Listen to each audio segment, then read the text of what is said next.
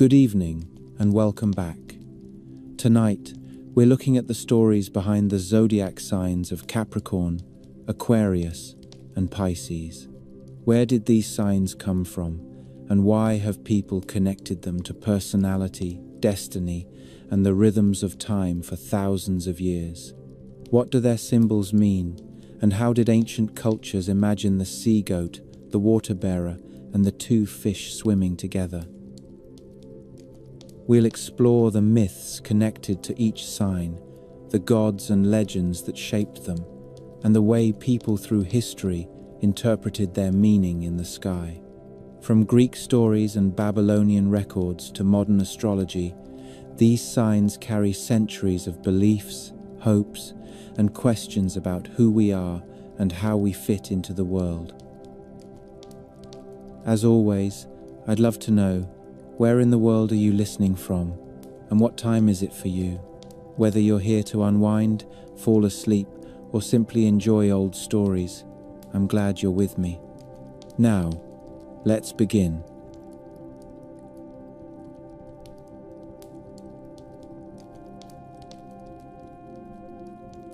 In the great river plains of Mesopotamia, where the Tigris and Euphrates spread their mud into fields and canals, a city could rise or starve on the timing of water, when to plant, when to harvest, when to store grain, when the river might break its banks, when an army could march before the heat turned men into weak ghosts. The sky was not romance up there, it was a tool. It was a clock that did not need gears, a calendar written in light. For thousands of years, people watched the same things return. A bright star would appear again after a season of absence. A cluster would climb above the horizon right when the weather shifted. The moon would travel its path across the same band of sky, and the planets wandered there too, slow and unsettling, like officials who never explained their visits. That band became the important road. In modern terms, it is the ecliptic, the track the sun appears to follow across the stars over a year. The ancient world did not need the word to know the idea. They could see that the wanderers stayed close to that line. If you wanted to understand time, you stared at that strip of sky until it felt like a second landscape, a high road above the rivers. The Babylonian tradition that shaped the Western zodiac was built by scribes who could calculate and record. They kept lists. They copied older lists. They refined them, and when they made mistakes, they corrected them in the next generation. Their astronomy belonged to the same culture that wrote laws on stone, counted wages in silver, and tracked debts in barley. You can feel that in the surviving texts. The sky was measured, it was divided, it was turned into something you could use. Before there were 12 neat signs, there were constellations and star figures, and their borders were not clean. Many of them served two purposes at once. Some were stories about gods. Some were markers for the seasons. Often they were both, because in a world where religion and state were braided together, the god who ruled a region of sky also ruled the weather that fed the city. John H. Rogers, writing about Mesopotamian constellation traditions, describes that older sky map as overlapping roles, divine symbols, and practical calendar figures growing together over long stretches of time. Out of that older sky, the three signs we are going to follow, Capricorn, Aquarius, and Pisces, belong to a particular neighborhood.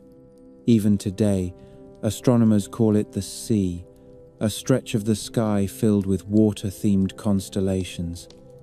The ancients noticed it too, even if they explained it through gods and omens instead of star charts. Capricorn was a strange hybrid, a goat in front and a fish behind, and Babylonian sources called it the goat fish, associated with the water god Ea.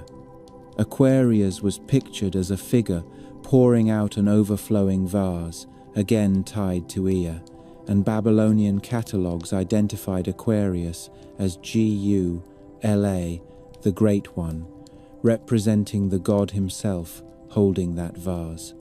Pisces, the fishes, sits close by in the same watery region. The sky road that mattered most to astrologers ran right through all of them. So why does water dominate this part of the zodiac, when Capricorn is later treated as an earth sign in astrology? The short answer is that the original images were not built from personality categories. They were built from seasonal timing and the religious symbols that matched it. Winter in Mesopotamia meant storms, swelling rivers, flood risk, and then the slow return of life. In Egypt, the whole rhythm of the year was tied to the Nile's behavior. Water was not a mood, it was a system. A society that lived by rivers turned river power into gods, and those gods climbed into the sky. The zodiac, as most people recognize it now, came later than those early star figures. Around the end of the 5th century BCE, Babylonian astronomers divided the ecliptic into 12 equal signs, each 30 degrees, matching an ideal year of 12 30-day months. That move matters more than it seems. It was a decision to make the sky mathematical. Constellations can be lopsided. Some take more sky than others. Some are sprawling, some are tight. But a system built for calculation wants equal pieces. 12 equal signs means you can say where a planet is using a common scale, and you can compute positions. It turns the heavens into a coordinate system. That is the part people often miss when they imagine astrology as pure myth. Myth is everywhere in the pictures, but the engine under the hood is technical. Babylonian scholars developed methods for prediction and kept records of planetary and lunar data. When personal horoscopes appear clearly in the sources, late in the 5th century BCE, they rely on that recorded data and on astronomical texts used as reference, not on someone stepping outside at the exact moment of birth to check where every planet sits. Astrology, for the individual, the kind that tries to say something about a person's life from celestial signs, grows out of bureaucratic astronomy, out of notebooks and archives. This is where the story gets interesting for our 3 signs, because Capricorn, Aquarius, and Pisces sit right on the hinge between old images and new math. Their symbols are older than the neat wheel, but the wheel made them powerful. Once the zodiac became 12 equal segments, each sign became a box you could put information into. Planets in Capricorn, Moon in Aquarius, a birth under Pisces. You could copy that into a report the way you copied a list of grain deliveries. That is how a myth becomes a system, not by poetry first, but by usage. At the same time, Egypt was building its own sky traditions, and they were not the same thing. Egypt had a star clock long before it had a Greek-style zodiac. Egyptians divided the night sky into 36 decans, star groups used to tell time through the night, with each decan rising in sequence. This is a different kind of sky organization. It is not 12 equal signs along the ecliptic. It is practical nighttime keeping and ritual timing.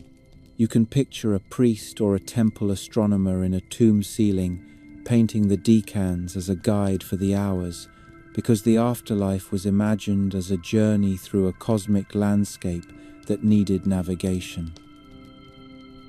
Yet, the worlds were not sealed off from each other.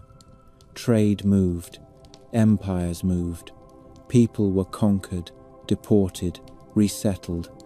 Ideas traveled with scribes, merchants, soldiers, and priests. By the Hellenistic period, Greek scholarship became a mixing bowl. The Babylonians already had the 12-sign division. The Greeks named the 12 signs after constellations and linked them to date ranges based on the sun's path. What comes out of that fusion is the Western zodiac, as most people know it, a calendar of signs tied to the seasons. You can call it Greek, but its bones are Babylonian. Egypt enters that later story in a visible way through Greco-Roman monuments.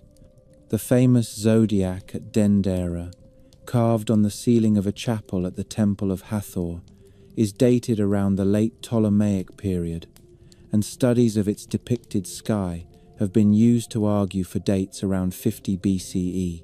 That matters because it shows the zodiac in Egypt as a cultural import and adaptation, not as a straight line from Old Kingdom star lore to modern horoscopes. You see Egyptian figures alongside the 12 signs, a blending of systems rather than a single origin. This is also where people get tempted to compress history into a single simple claim. You will often see it said that Pisces, the two fishes, appears as far back as an Egyptian coffin lid around 2300 BCE. Even a museum social media post has repeated that idea, pointing to two fish on an Egyptian coffin lid. The detail may be real in some form, but it needs caution.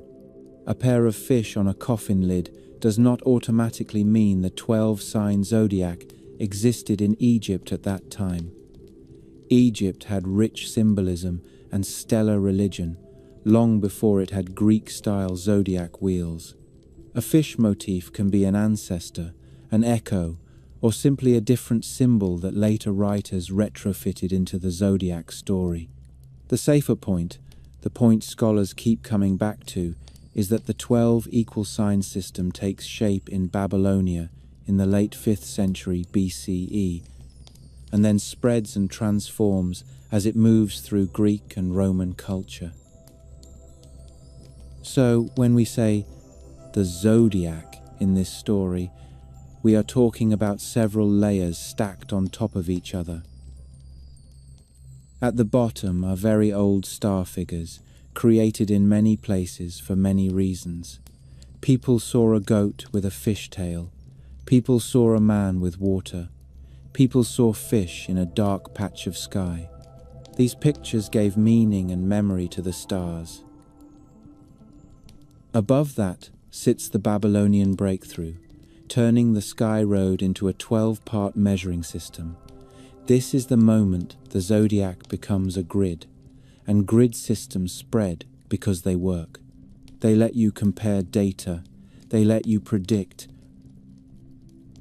Above that sits the Greek reframing, assigning names, date ranges, and a new kind of narrative meaning, then building a tradition that later writers like Ptolemy would formalize into the classical, astronomical, and astrological inheritance.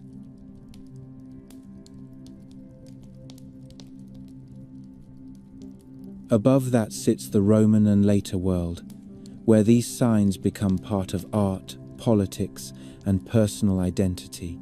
You see them on coins and ceilings, you see them in mosaics, you see them in manuscripts.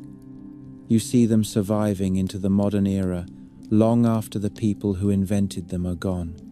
There is one more twist in this foundation chapter, and it changes how you think about the zodiac, even if you do not care about astrology. The sky does not stay fixed. Earth's axis wobbles slowly over time, a motion called precession.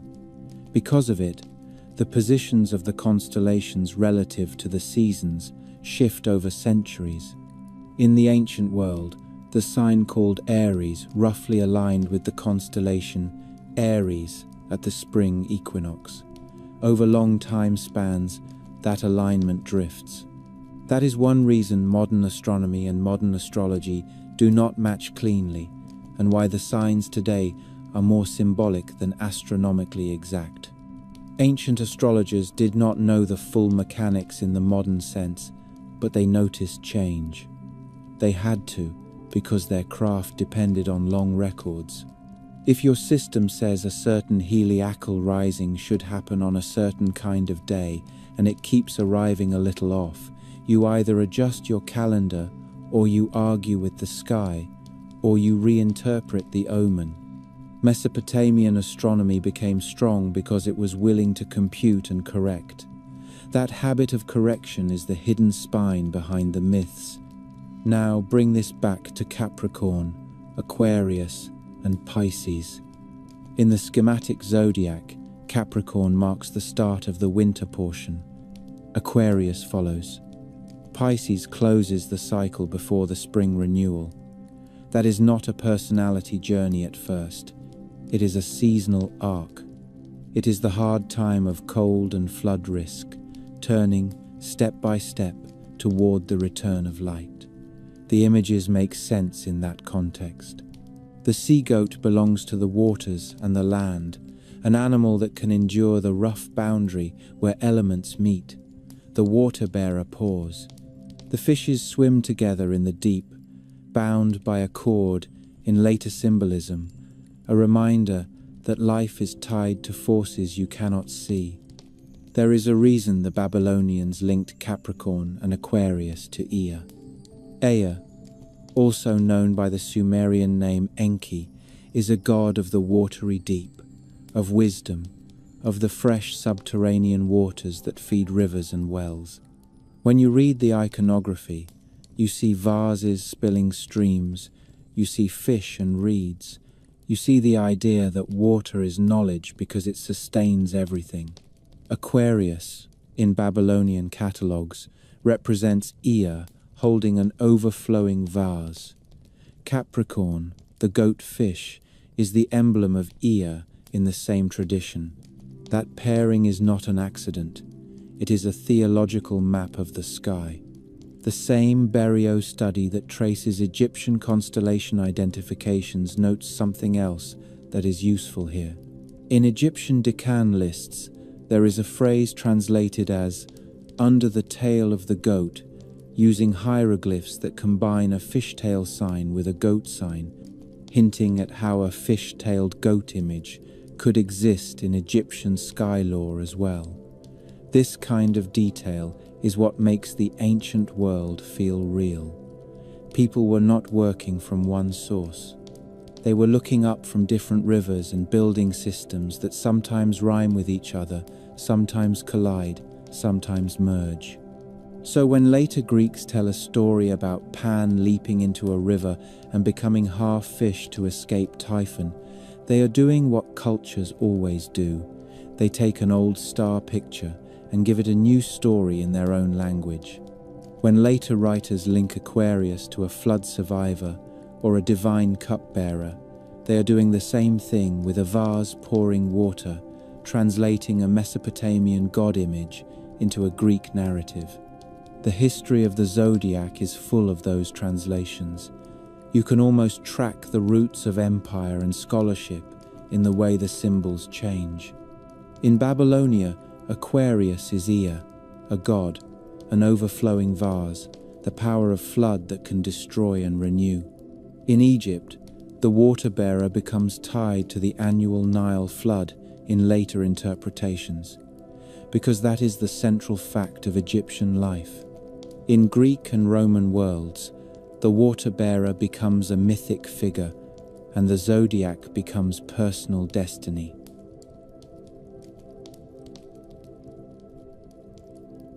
And somewhere in the middle of all this, someone decided that the sky could be divided into 12 equal parts and labeled like shelves.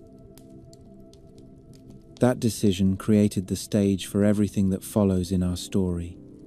Capricorn, Aquarius, and Pisces are going to walk onto that stage with older costumes. Their symbols come from older river religions and older star lore.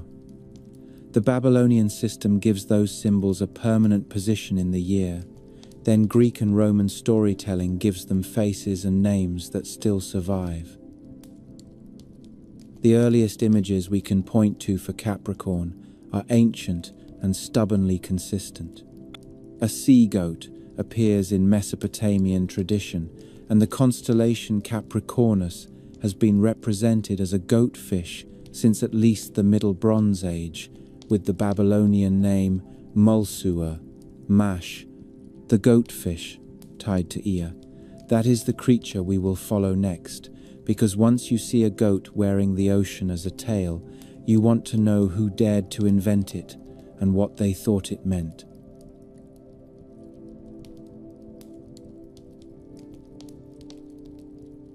Capricorn enters the story as a creature that looks like a mistake made on purpose. Its front half belongs to the rocky world, horn and hoof and stubborn muscle, built for climbing and for surviving thin air and harsh ground. Its back half belongs to the water, tail and fin, and silent power, built for depth and current. Later ages tried to tidy it up by calling it a horned goat, but the oldest version does not cooperate. In the earliest Mesopotamian star catalogues, the figure is named as the goatfish, written in Sumerian tradition as Mulsuur, Mash, and it is linked with the god Ea, known earlier as Enki, a divinity tied to fresh water, wisdom, and the deep sources that feed rivers and wells. That link to Ea is the first fact you need to hold on to, because it tells you what Capricorn was before it became a personality type. It was a divine emblem used to mark a section of sky and a section of the year. Mesopotamian astronomy was built in a world where water was both salvation and threat.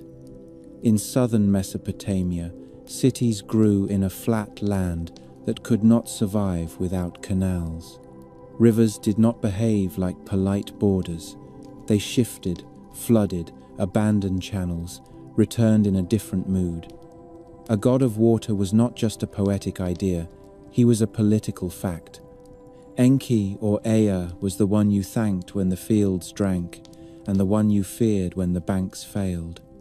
If Aquarius was the image of water being poured out from a vessel associated with Ea, then Capricorn was the creature that carried Ea's authority in animal form, an emblem of that same watery domain given horns and a spine. The goatfish is older than the neat 12-sign wheel. When modern sources talk about Capricorn being consistently represented as a goatfish since the Middle Bronze Age, they are pointing to a stubborn continuity across long stretches of time and across cultural translation.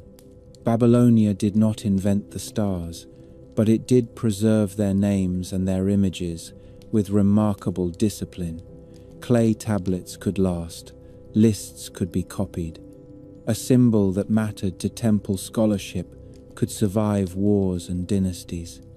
That is why a figure like the goatfish can be tracked from Mesopotamian catalogues into Greek and Roman Capricornus, with a shape that remains recognizably the same, even after centuries of retelling. The shape is not simply decorative. It is a solution to a problem the ancients felt every year, which was how to understand a season that seemed to take life away and then slowly return it. In the later tropical zodiac used by Western astrology, Capricorn begins at the winter solstice point, the moment when daylight has reached its shortest extent in the northern hemisphere and then begins to grow again. Even if you treat astrology as symbolic, you can see why that placement endured. Winter is the season of limits. Food runs low, travel becomes harder, illness spreads.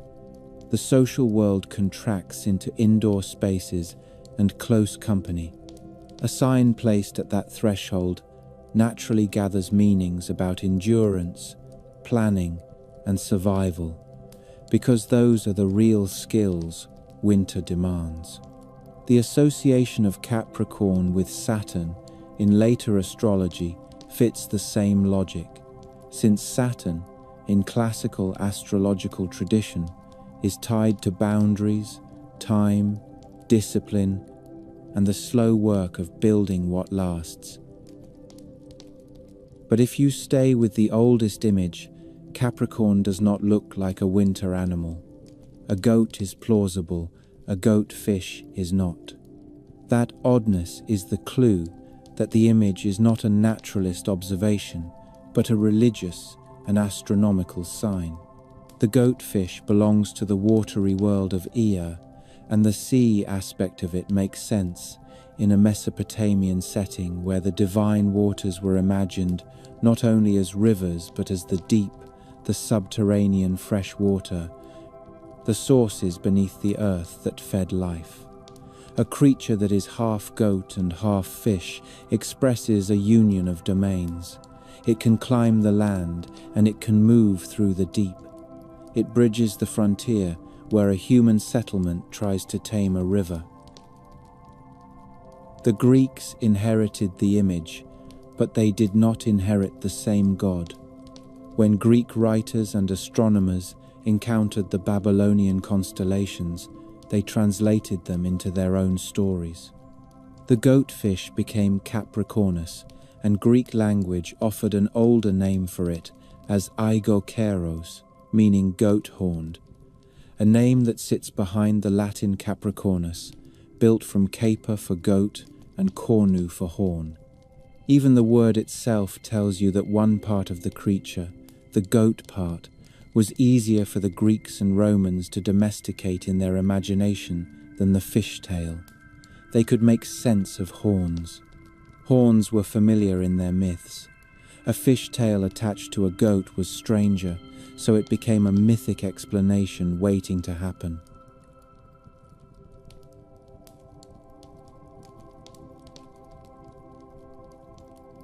One Greek route for explaining Capricorn runs through the story of Zeus's childhood, which is full of hiding places and foster parents, because Greek mythology loves the idea that power begins as something hunted.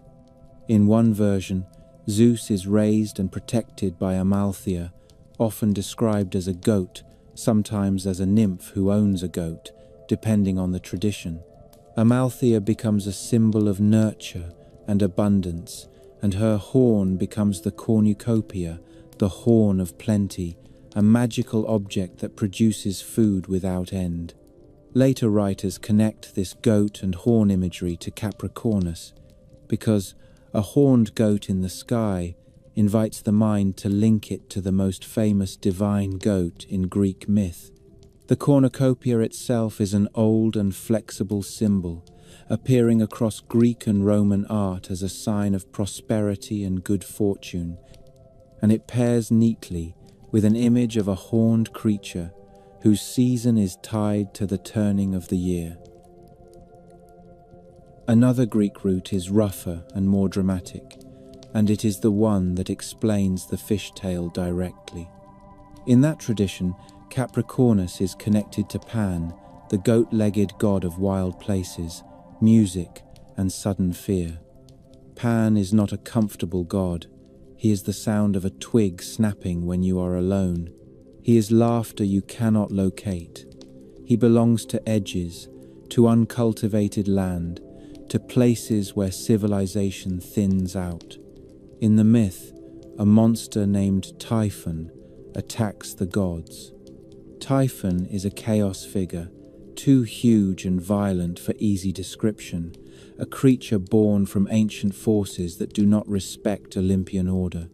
When Typhon comes, even the gods run. In one retelling, Pan throws himself into a river to escape and transforms, and the part of him under the water becomes fish, leaving him half goat and half fish. That story explains the goatfish as a divine improvisation under pressure, and it also carries a deeper idea the Greeks loved, that the cosmos is always one monster away from falling back into disorder. If you hold these Greek stories beside the Babylonian origin, You can see how translation works across centuries. The Babylonians did not need Typhon to explain a goatfish. They had Ea, they had a divine water world, and they had a tradition of hybrid symbols. The Greeks preferred narrative. They wanted an event, a chase, a moment of transformation. They turned an emblem into a scene. They made Capricorn into a story you could retell at a feast, not just a label you could copy onto a tablet. The Romans inherited both the Babylonian structure and the Greek storytelling, and then they did something very Roman with it. They turned Capricorn into propaganda. The most famous case is Augustus, the first emperor, who used Capricorn imagery on coins and in imperial symbolism. It was not an abstract preference, it was a political statement dressed as fate. Augustus was born on September 23rd, which puts his sun sign in Libra, if you use the later tropical scheme. Yet ancient discussions of his horoscope and symbolism often tied him to Capricorn in ways that scholars have described as deliberately flexible, a kind of astrological polyvalency that served imperial rhetoric. Coins depicting Capricorn as a sea goat circulated under his rule, and museum cataloguing and scholarship describe Capricorn in this context as a symbol of prosperity and the emperor's claim to a world-ordering destiny. This matters for our story because it shows how a star image becomes a badge. Augustus did not need to convince every citizen that astrology was true in a philosophical sense. He needed symbols that felt inevitable. If the emperor's rise could be framed as written in the sky, it became harder to imagine a world without him. Capricorn, with its older aura and its link to the turning of the year, was perfect for that. The sea goat on a coin is not a private superstition. It is a public announcement that Rome's order has cosmic endorsement. The fact that Capricorn is a hybrid creature is useful here too. Hybrids are liminal. They belong to two worlds. An emperor also claims to belong to more than one world, to be human yet above ordinary men, to be a political leader yet touched by something like the divine. The imagery of Capricorn in Roman art often keeps the fish tail, even when the name emphasizes horns. That tail is the part the eye remembers. It is the reminder that Capricorn did not begin as a simple goat. It began as an older river creature, a figure from the water-dominated sky zone. When Augustus or other Romans put it on money, they were borrowing that ancient strangeness and using it to suggest that their reign was rooted in deep time, older than the Republic, older than any single city, part of the same order that moves stars and seasons. That is what makes the propaganda work. It does not argue, it implies. To understand why Capricorn gathered later meanings of discipline and ambition, it helps to separate two things that people often merge without noticing. There is the constellation Capricornus, a pattern of stars, faint and low in the sky for many northern observers, but recognized as one of the ancient zodiac constellations and listed by Ptolemy in the 2nd century as part of the inherited classical sky map. Then there is the sign Capricorn, the mathematical 30-degree section of the zodiac used in astrology. The sign is not exactly the same as the constellation because the sign system is based on divisions of the ecliptic rather than the irregular shapes of star groupings, and it is anchored in seasonal points in the tropical system. This is why Capricorn can be an earth sign ruled by Saturn in astrology while still carrying a waterborne myth. The sign's later character is built from the season and the philosophical system layered onto it, while the constellation's older story is built from river, religion, and ancient star lore. Even the name carries this double identity. Oxford reference works trace Capricornus to Latin Capricornus, built from caper meaning goat and cornu meaning horn, patterned after the Greek term for goat-horned. You can hear the Romans simplifying the creature in the act of naming it, focusing on the horns, because horns are the part that fits the word. Yet the image persists as a sea-goat in art and in the constellation tradition, because the fish tail is too central to erase. This tension between name and image is not a footnote. It is the story of the zodiac itself. The zodiac is a system that keeps absorbing new meanings without fully shedding the old ones. Capricorn also sits at a cultural crossroads where practical seasonal marking becomes moral symbolism. If you ask why Saturn becomes the ruler, the answer lies in how ancient and medieval astrologers organized the planets into roles. Saturn is the slowest visible planet to the naked eye, associated with long cycles and with the limits of the visible sky. It becomes a natural patron for a sign tied to the cold edge of the year, the time when life slows and planning matters more than speed. In the simplest language, Capricorn becomes the part of the calendar that teaches restraint, not as virtue signaling, but as survival strategy. The mythology gives you the creature. The season gives you the mood. The philosophical system gives you the rulership. There is another layer that makes Capricorn feel less like a tidy symbol and more like a real historical artifact. And it comes from the way different cultures kept recognizing something similar even when they used different names. In Indian tradition, the equivalent is Makara, often represented as a crocodile-like creature. That is not the same as a goatfish, but it belongs to the same family of boundary animals, creatures that live where land and water meet, and that carry a sense of ancient power. Mediterranean and Near Eastern traditions use different creatures to express similar fears and hopes, which is what you expect when societies share a world of seasonal rivers and seaways. You can treat this as a symbol echo rather than a direct line, but it shows that Capricorn's hybrid nature is not an accident. It belongs to a wider human habit of putting water monsters and shore creatures into the sky.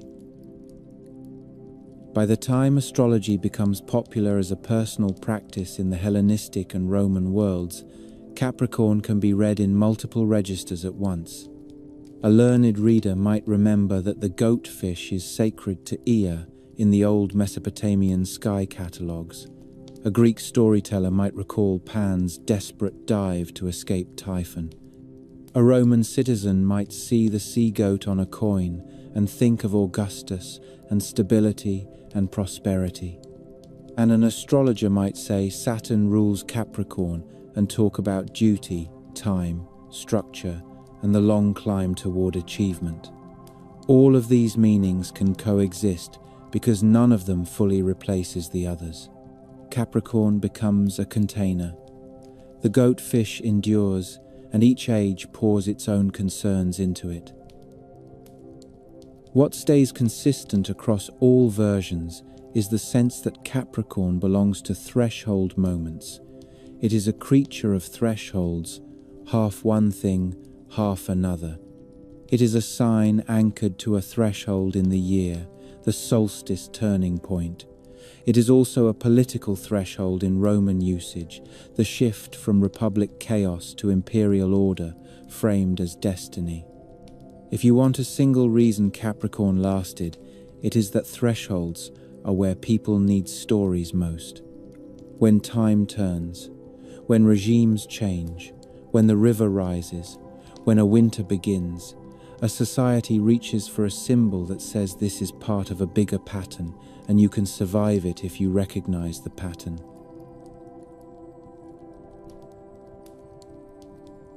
And there is the water again, always returning. Capricorn is followed by Aquarius in the zodiac sequence. In the sky, Capricorn sits in that watery neighborhood where constellations are named for seas and fishes and vessels. The goatfish is the first sign we meet in this part of the story, but it is not alone. It points forward to the next figure, the one holding the jar, the one whose whole identity is the act of pouring water out, and that transition is not arbitrary. The old Mesopotamian tradition already linked both Capricorn and Aquarius to Ea, the water god, and the pairing makes a kind of theological sense. First you see the emblem, the goatfish, then you see the god's action, the water being poured, and then you reach Pisces, where the water becomes living creatures moving together in the deep.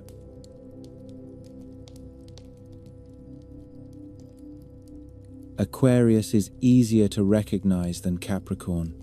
A human figure holds a jar, a vessel, sometimes an amphora, sometimes something closer to a broad-shouldered pot, and from it pours a stream that never seems to run out. In later star maps, the water becomes a ribbon of lines. In older imagination, it is something more concrete. It is the first rush of a flood that turns hard ground into slick clay. It is the steady spill from a canal gate. It is the river rising at the wrong time and forcing a city to work through the night with baskets and reeds. It is also the rare gift of water arriving when a season has been stingy. Aquarius has always been about release. The picture is not a mystery, but the reason it matters is older than the picture itself. For the societies that built the earliest sky law, water was the clearest sign that the world had rules, and the clearest reminder that those rules could still break you. In Mesopotamia, the figure that would become Aquarius belonged to the domain of Ea, the god of sweet water and deep wisdom. In Babylonian star catalogues and later descriptions, Aquarius appears as a man with an overflowing vase, and texts identify this figure with Ea himself. The jar is not just a jar. It is an emblem of a divine supply. The ancients imagined cosmic waters beneath the world, the underground sources that fed springs and rivers, and Ea ruled that depth. If Capricorn's goatfish carried the same god's stamp, Aquarius shows the god in action. The water is being poured out, not in a gentle domestic way, but in a way that suggests power. The stream looks like a decision. It is something granted or unleashed. When later writers call Aquarius a water bearer, it sounds like a simple job. In the older setting, it is closer to a cosmic function.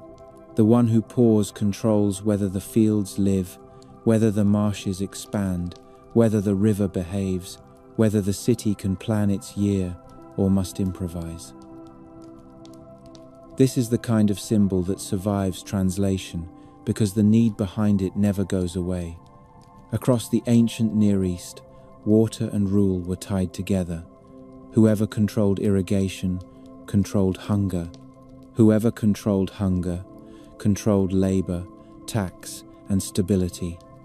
A stable calendar was part of that control, and a stable calendar relied on predictable seasons. Yet rivers had their own tempers. Mesopotamia had floods, and also drought, and also years when the water arrived at the wrong time. A society built on irrigation becomes obsessed with timing, and timing is the reason the heavens mattered. Aquarius, then, is not a charming constellation. It is part of an administrative worldview. The sky is red because the ground needs answers. Egypt gives Aquarius a different emphasis without changing the core idea. The Nile was not like the Tigris and Euphrates. Its flood was more regular and more central to the entire structure of Egyptian life. The year was shaped around the inundation, the season when the Nile rose and covered fields in water and silt, then receded and left behind a fertile skin of mud. That flood was not simply weather, it was the engine of agriculture and the backbone of royal legitimacy, because a pharaoh who presided over plenty looked like a pharaoh favored by the gods.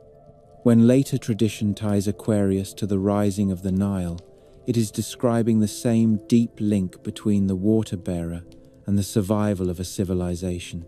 An image of a figure pouring water becomes a way to speak about the moment the year turns from anxiety to possibility. The jar tips, the water comes, and the world is allowed to start again. There is a temptation to treat these symbols as if they were invented to match modern astrological meanings, but the direction is reversed. The symbol comes first, rooted in river life and temple theology, and later centuries extract personality language from it. What makes Aquarius durable is that it can support multiple readings without breaking. It can be the god of fresh water in Mesopotamia. It can be an emblem of inundation in Egypt. It can become, in Greek retelling, a human story about a cupbearer in a divine court. It can also become, for astrologers, a sign that stands for ideals, networks, and the movement of ideas through society, because water in a jar is also a metaphor for something carried from one place to another. A vessel implies transport, a poured stream implies distribution. Those are social metaphors as much as agricultural ones.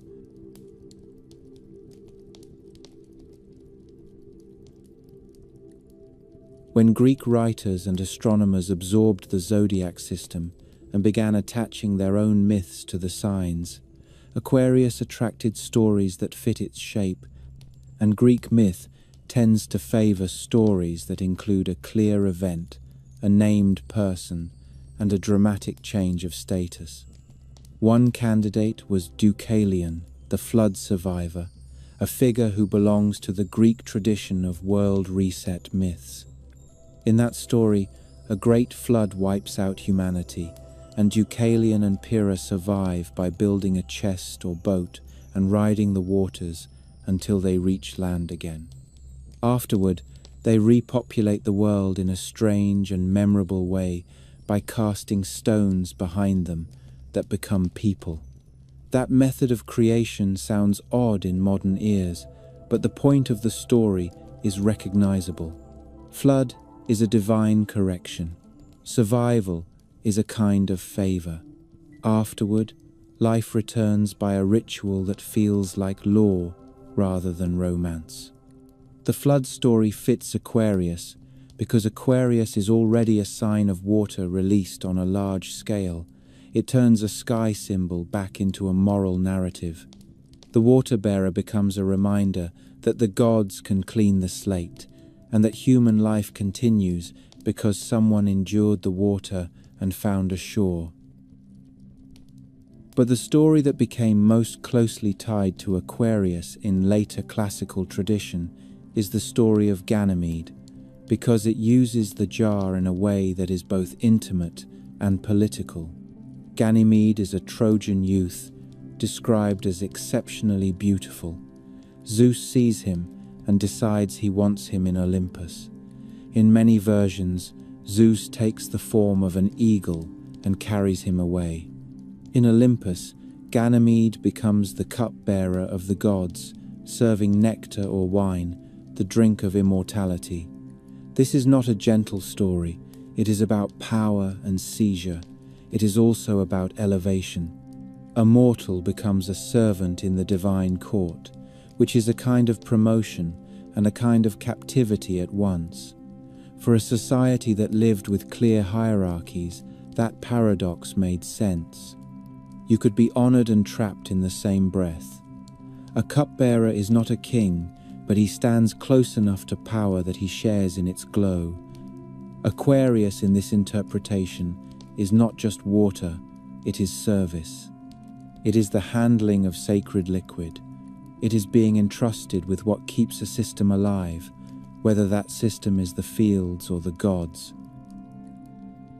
That is also why Aquarius fits the later astrological habit of describing the sign as socially oriented, collective-minded, involved with networks and communities. Even if you do not accept astrology as causal, you can see how the metaphor is built.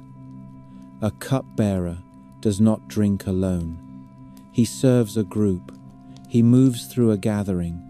The value of his role is in distribution, not possession. The myth of Ganymede makes Aquarius about circulation. In one version, the vessel holds nectar. In another, it holds water. Either way, the point is that something vital is being poured from a source to those who depend on it.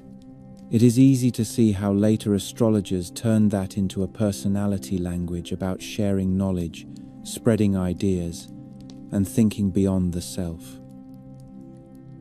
The older Mesopotamian association with Ea adds another dimension. Ea is not only a water god, he is a god of wisdom, of craft, of clever solutions.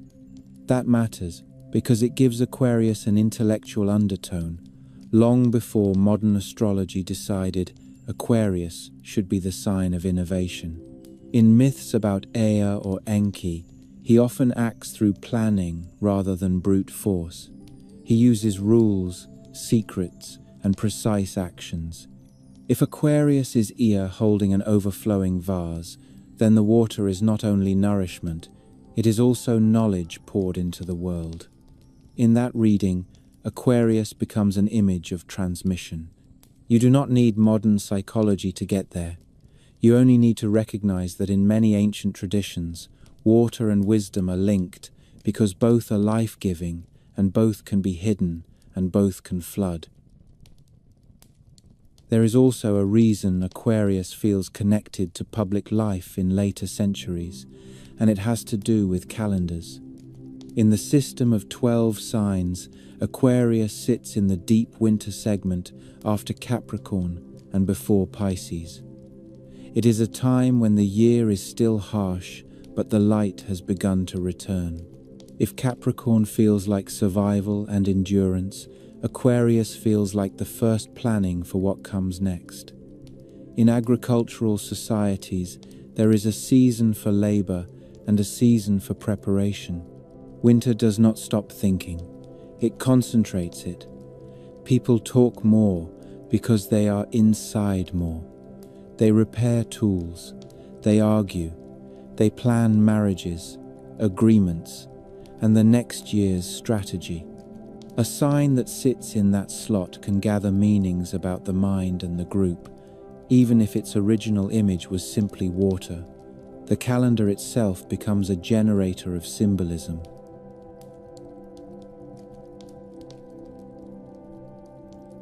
Ancient astronomy also gives Aquarius a particular identity because of its position in the sky. Aquarius is one of the larger constellations, and it sits in that region sometimes called the sea because it is surrounded by water-themed constellations. The water-bearer pours into the mouth of a fish in some depictions, or into a stream that connects to other watery figures. This neighborhood effect matters because the ancients thought in patterns. A single sign was rarely isolated. It belonged to a cluster of associations: Capricorn's fishtail, Aquarius's jar, Pisces's pair of fish. Together they form a sequence of water images that make sense as a seasonal arc and as a mythic zone. A river culture would notice that and reuse it. When Hellenistic astrology matured, Aquarius received its technical labels. It became a fixed air sign in the later Western system, and it was assigned rulerships and dignities. Traditional astrology often links Aquarius to Saturn, and modern astrology commonly adds Uranus as a co-ruler after Uranus's discovery, because astrologers like to attach newly visible planets to signs that match their symbolic themes. The Saturn link reinforces the idea of structure, rules, and social systems. Saturn is the planet of boundaries and time, and Aquarius becomes, in that scheme, the place where boundaries are organized into institutions. That is why Aquarius is often described as concerned with society at large rather than personal desire. It is a story about how a sign once connected to the god of subterranean fresh water becomes connected to the concept of civic order. Again, you can see the metaphor evolve. Water is controlled by gates and canals. Societies are controlled by laws and norms. The one who pours decides where the stream goes. The one who legislates decides where power flows. The best way to keep Aquarius grounded is to remember that the symbol does not need modern traits to be meaningful. A water bearer is already a role with weight in ancient life. Someone carried water to households. Someone managed wells. Someone opened gates. Someone measured allotments. Those were jobs that touched survival. In a city, water distribution was politics. In a temple, it was ritual. In a palace, it was prestige. The cupbearer at a royal table was often a trusted position because he handled what the king consumed. He could poison or protect. He could listen. He could observe. This reality sits behind the myth of Ganymede, even if the myth dresses it in divine drama. When later eras romanticized Aquarius as the sign of idealism, they were echoing an older truth. The water bearer stands where power and necessity meet. He is close to the source and responsible for the flow. There is a darker side to that too, and ancient stories do not always hide it. A flood can be mercy and punishment at once. A cupbearer can be honored and exploited. Aquarius can be framed as a symbol of generosity, but it can also be framed as a symbol of control, because whoever pours can decide who drinks. In real history, floods can build a society's wealth by depositing fertile silt, and they can also destroy homes and erase a season's work. Ancient people did not treat water as purely good. They treated it as essential and dangerous. That ambivalence is part of why Aquarius keeps drawing stories about large change, societal shifts, and the tension between individual life and the forces that rearrange it. This is also where Aquarius begins to point toward Pisces, because once you have poured out the water, you are no longer talking about the act of distribution. You are talking about what lives within the water and what the water does to those who enter it. Aquarius is an image of action, the jar tipping, the stream falling. Pisces is an image of consequence, creatures moving together in the current. The transition is natural. In the older Mesopotamian layer, Aquarius and Capricorn share the association with Ea. Pisces carries other strands, but it still belongs to the same watery region, and later Greek myth will tie Pisces to a moment of escape in a flood of danger. Aquarius prepares that logic. Once you accept that water can become a road for survival, you are ready for the story of the twin fishes that carry gods away from a monster. If you step back, Aquarius is a clear example of how the zodiac's images bridge three different worlds at once. There is the world of practical seasonal timing, where the sign marks a toggle point in the year. There is the world of religious symbolism, where the water bearer is a divine figure tied to cosmic waters. There is the world of myth retelling, where the water bearer becomes a named person, Deucalion or Ganymede, and the act of pouring becomes a story about fate, power, and survival. The modern wheel does not erase any of this, it stacks it. Aquarius becomes a sign people argue about, but it began as a picture of the simplest truth that river civilizations never forgot. Life depends on water, and water comes when it chooses, or when someone with authority chooses, and either way, you live with the consequences.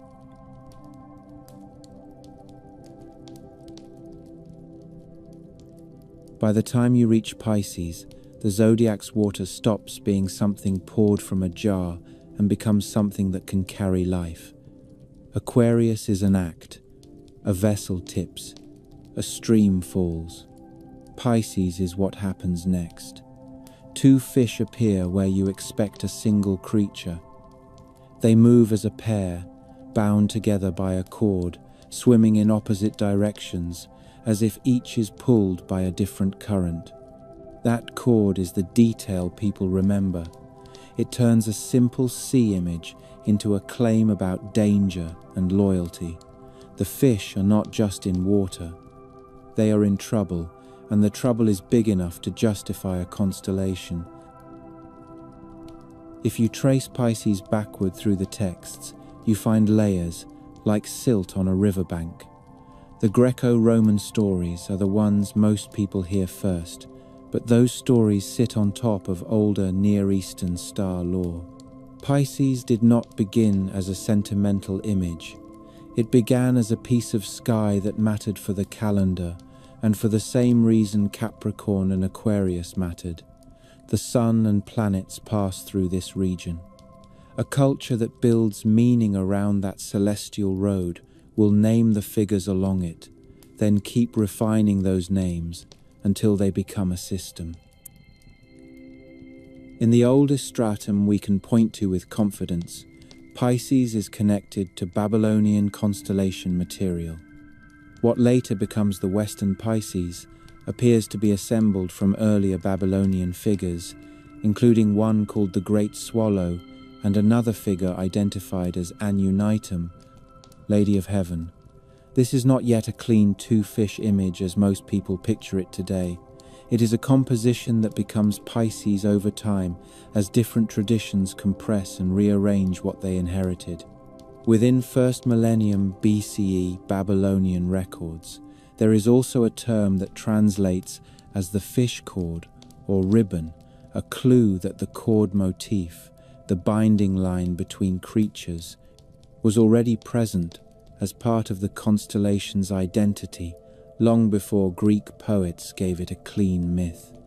The cord matters because it is an abstract idea made visible, a link, a tie, a constraint, a reminder that even in the water, you do not move alone.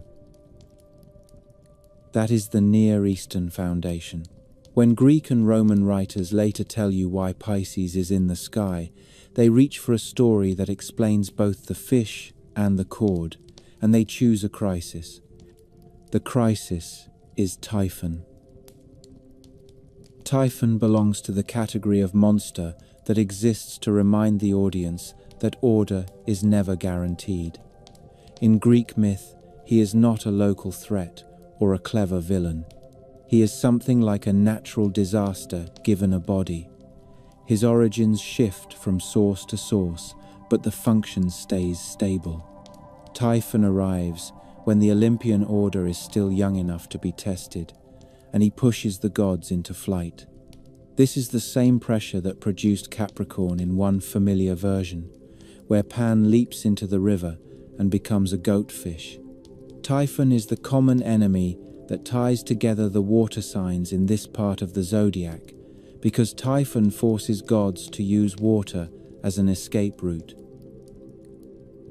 In the Pisces story, Aphrodite and Eros are the ones in immediate danger. Aphrodite is the goddess of desire and persuasion, a power that works through charm, not force. Eros is love's sharp point, the child who makes even gods act irrationally. Neither of them makes sense as a warrior facing a monster that breathes chaos, so they run.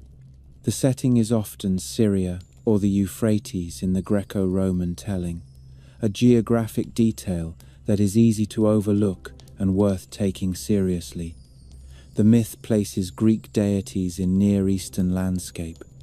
That is not accidental. It reflects the way these stories were told and retold in the Hellenistic world, where Greek culture spread through older civilizations and absorbed their sacred places, then rewrote them into Greek language. The escape works in a few different ways, depending on which author you follow.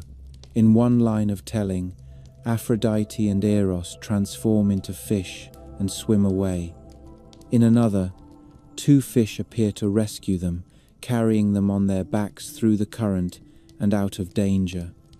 Some versions combine the ideas.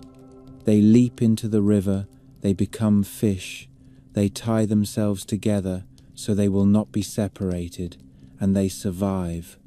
The cord becomes practical. It is not decoration, it is an emergency measure. It says the river is strong enough to split them apart. It says fear makes even gods think like sailors. The myth then explains the constellation as a reward or a memorial. The fish become stars because they saved a goddess and her child, or Aphrodite, and Eros become stars in fish form because their escape was worth remembering. Roman poets liked this sort of transformation into the sky, the idea that an event becomes permanent above human heads. There is a harsh beauty to it. A moment of panic becomes a fixed pattern. A desperate swim becomes an annual marker in the calendar. That is what catasterism does. It turns story into sky.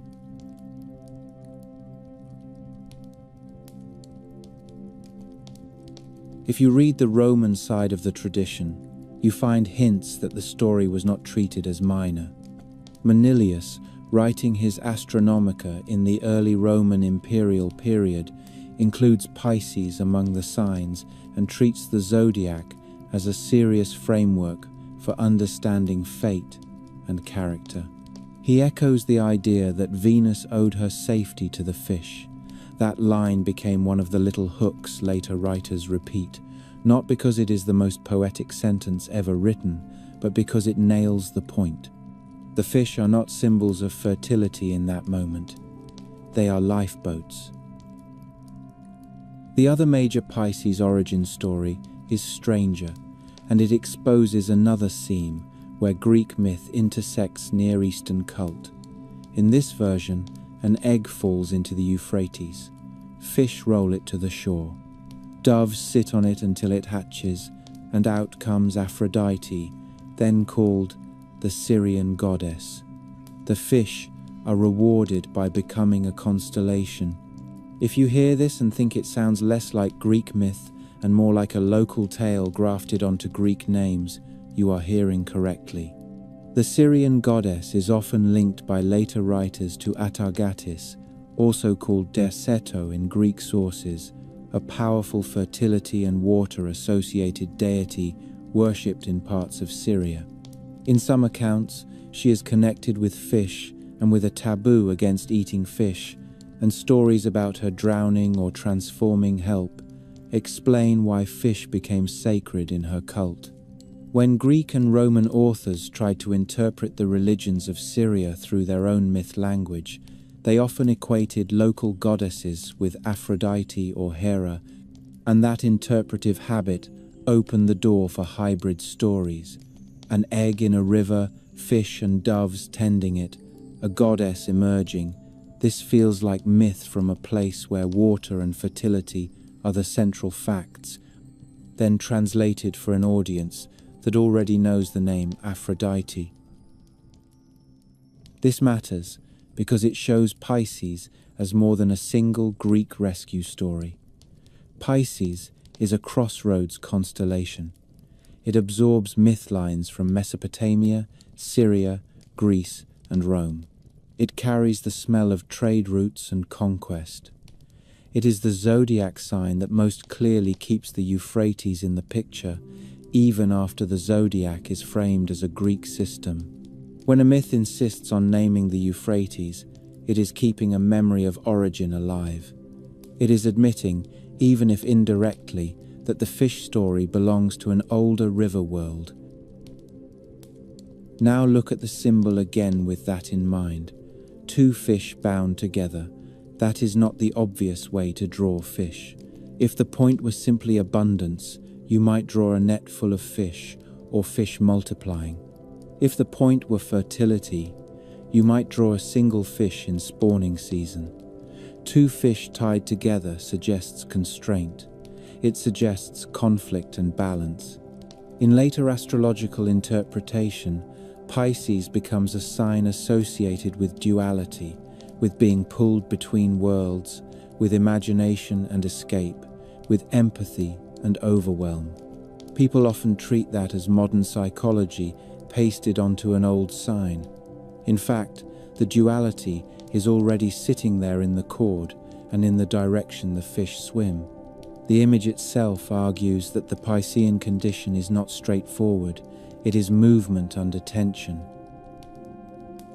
Astronomy adds a small but revealing note to this.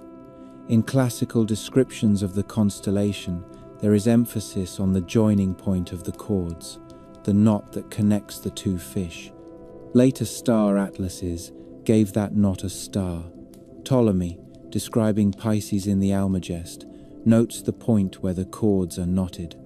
In Arabic star naming tradition, the star Alpha Piscium is called Al-Resha, often glossed as the cord.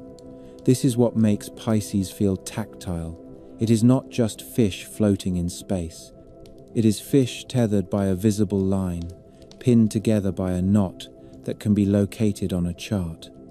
The myth and the star map reinforce each other. You can point to the knot and say there, that is where they tied themselves together in the river. Whether you believe that is true in a literal sense is beside the point. The system invites you to see narrative in the sky. This is also why Pisces becomes the sign people later associate with rescue, sacrifice, and compassion. The oldest Greek rescue myth is literally about saving someone from a monster. The egg myth is about protecting a fragile beginning until it becomes divine. Even if you strip away all later astrological traits, those themes remain. Pisces is about being carried. Pisces is about being protected. Pisces is about the thin line between drowning and surviving. A culture that tells that kind of story in the night sky is admitting something simple. Life does not always come from strength. Sometimes it comes from help.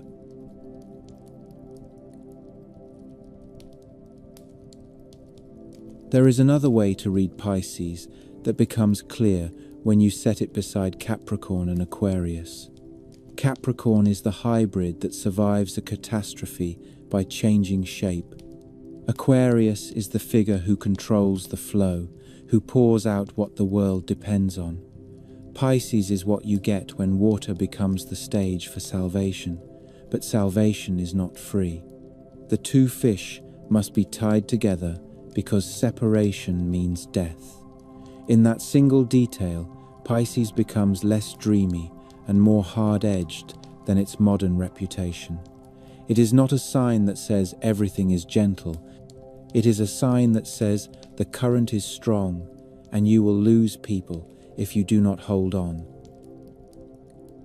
If you want a documentary kind of clarity, step away from the poetry and look at how these myths behave in time. Greek myth is not a single canon. It is a field of competing local stories, then later authors choosing and arranging them. When you see Pisces connected to the Euphrates, you are looking at a myth that probably benefited from Hellenistic cultural mixing, when Greek language and scholarship met older Syrian and Mesopotamian traditions. When you see a Syrian goddess called Aphrodite, you are looking at interpretatio Graeca, the habit of translating foreign gods into Greek equivalents. When you see Ovid turning the story into Roman verse, you are looking at a Roman world that loved Greek myth as material but wanted to claim it as its own. Through all of that, the constellation stays. The fish stay, the cord stays, the sky keeps the outline while the story shifts around it. This is the point where Pisces begins to brush up against later religious symbolism in a way the other signs do not. Fish are not rare symbols, but they become unusually charged in the Mediterranean world. They are food, trade, offerings, and in some cults, taboo. In Syrian contexts tied to Atargatis, fish could be sacred and not eaten. In Greek contexts, fish are common, but they also belong to the sea's divine domain.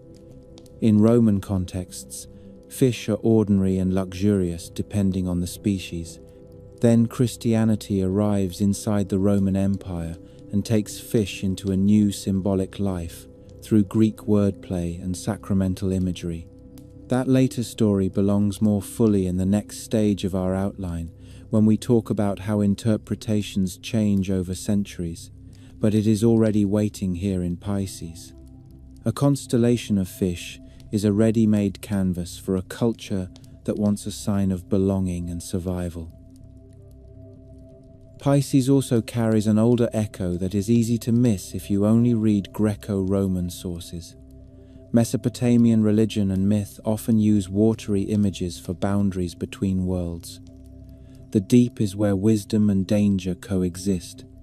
A fish is a creature that lives in a realm humans cannot inhabit without tools. When you put fish in the sky, you are doing something subtle. You are bringing the alien realm above and making it readable. You are saying the deep has a pattern, it has an order. Even there, even in water that can kill you, there are lines you can trace, stars you can name, chords you can follow. That is what a constellation is in the end. It is a way to make an indifferent universe feel legible. Pisces is often described in modern astrology as the last sign, the ending of a cycle, and people attach to it language about dissolution, return, and the sea swallowing boundaries. That is not wrong as metaphor, but the older myths give it a sharper edge. Pisces is not only about dissolving, it is about surviving dissolution. It is about getting through the water without losing each other. It is about a goddess and a child who cannot fight, finding a way to live. It is about a beginning, an egg in a river, protected until it becomes something that can stand on land. Those are not soft themes. They are practical themes, dressed as divine events. Now, with Pisces in place, the three signs begin to look less like separate chapters and more like one long incident told from different angles. A monster threatens, a god dives and becomes a goatfish. A vessel pours, a world floods, a system of water decides who lives. Two fish tie themselves together and escape. Capricorn, Aquarius, and Pisces all become ways to talk about water as power, water as danger, water as life. The zodiac sequence here is not random. It is a narrative of winter and flood and survival, written into the calendar and preserved by cultures that lived at the mercy of rivers.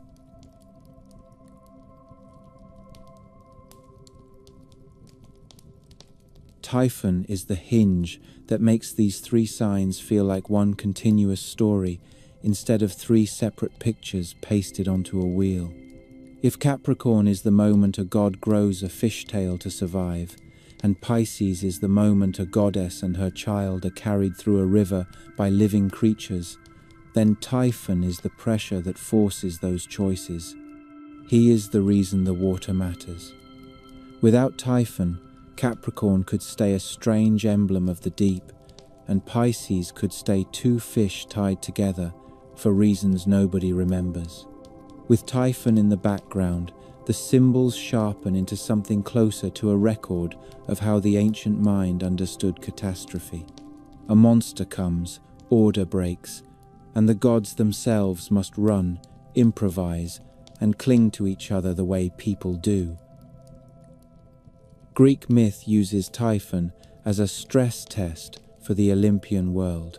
He is not a rival in the usual sense.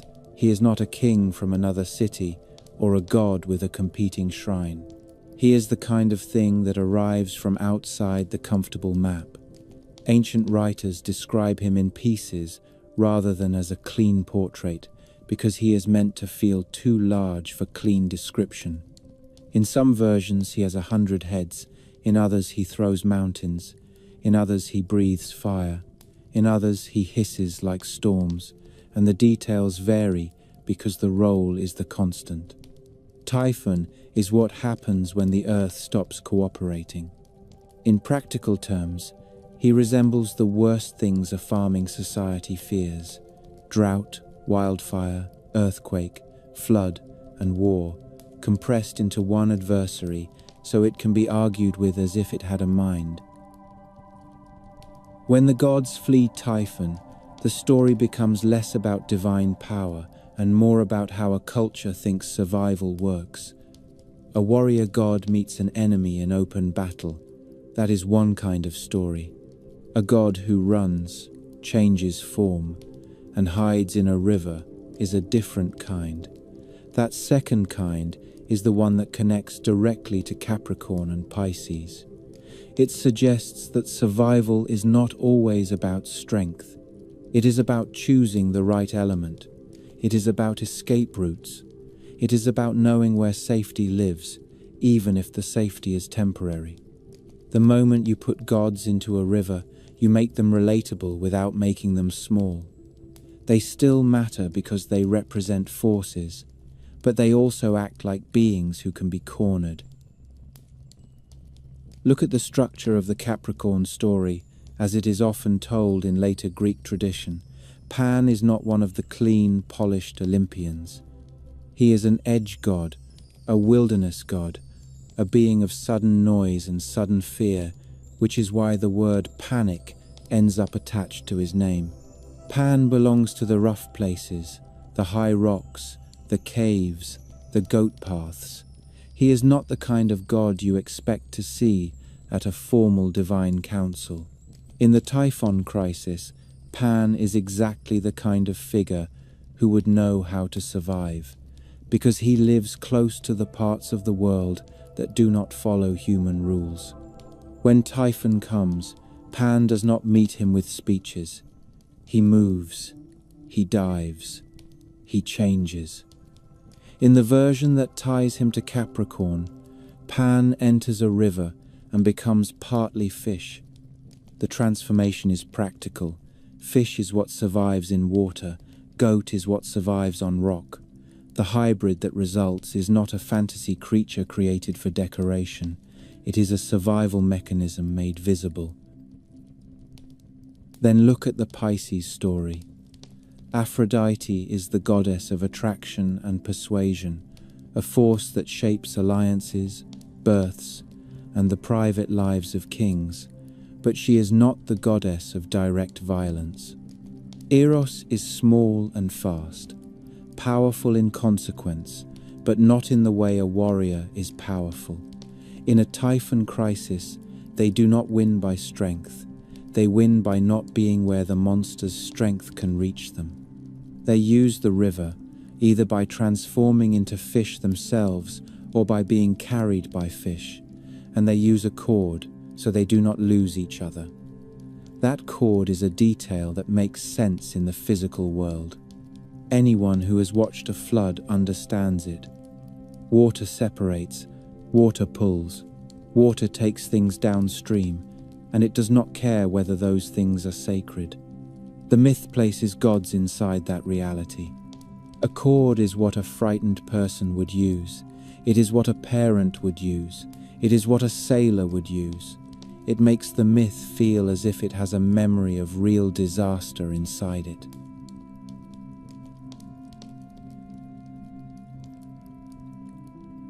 When you put the two stories side by side, you can see that Capricorn and Pisces are not simply adjacent signs. They are adjacent solutions. In Capricorn, a god survives by becoming a boundary creature.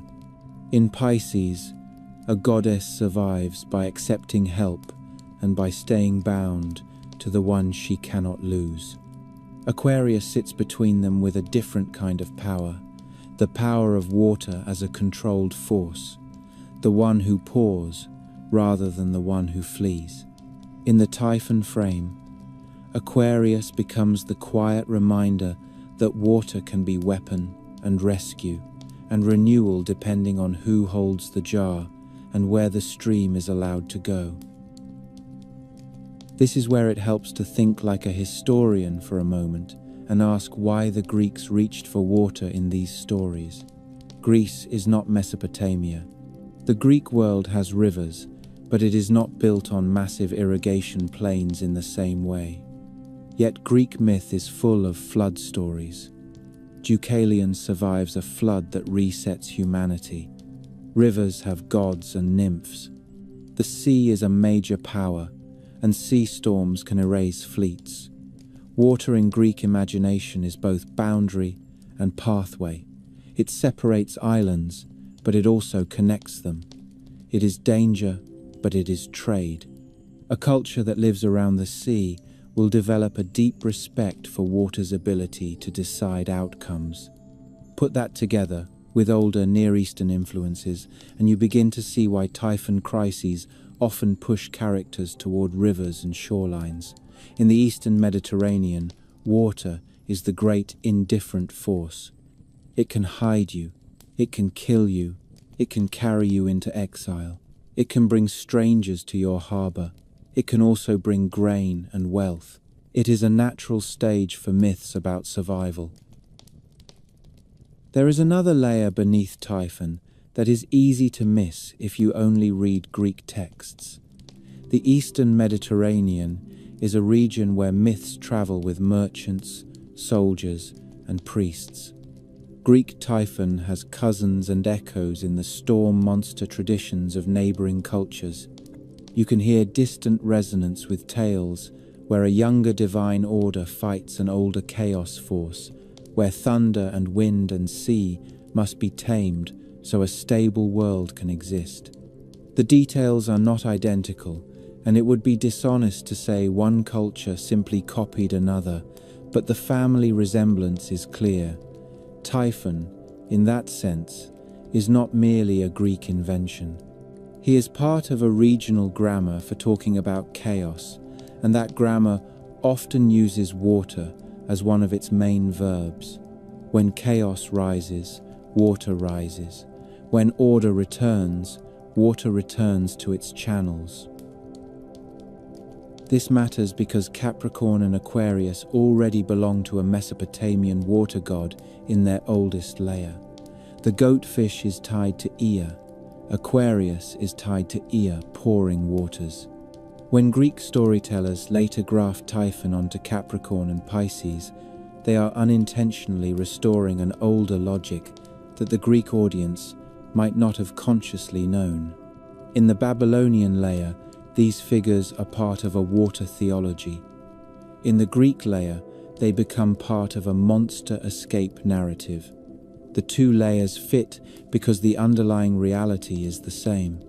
Water is where power hides. Water is where life begins again after disaster. Water is where the wise god lives, and water is where frightened gods run. Typhon also helps explain why these symbols keep attracting moral interpretation. Myths about monsters are rarely just entertainment. They are lessons about what a society thinks threatens it. In a world where cities can be destroyed by flood or fire or invasion, a monster myth provides a single face for many forms of ruin. It becomes a story you can retell in a way that keeps the danger present without paralyzing the listener. You can teach children that power is fragile. You can teach leaders that arrogance invites collapse. You can teach everyone that survival sometimes depends on humility, on accepting help, on changing form, on leaving pride behind. That is exactly what the Pisces chord teaches if you take it seriously. The fish are not triumphant, they are not swimming for pleasure. They are fleeing, and they are bound, and the bond is what saves them. If you want to see where later astrologers got the idea that Pisces relates to empathy and sacrifice, you do not need modern psychology. You can read it right there. Pisces is salvation through connection. In a Typhon world, the bond is more valuable than independence. The current will separate you if you pretend you can swim alone.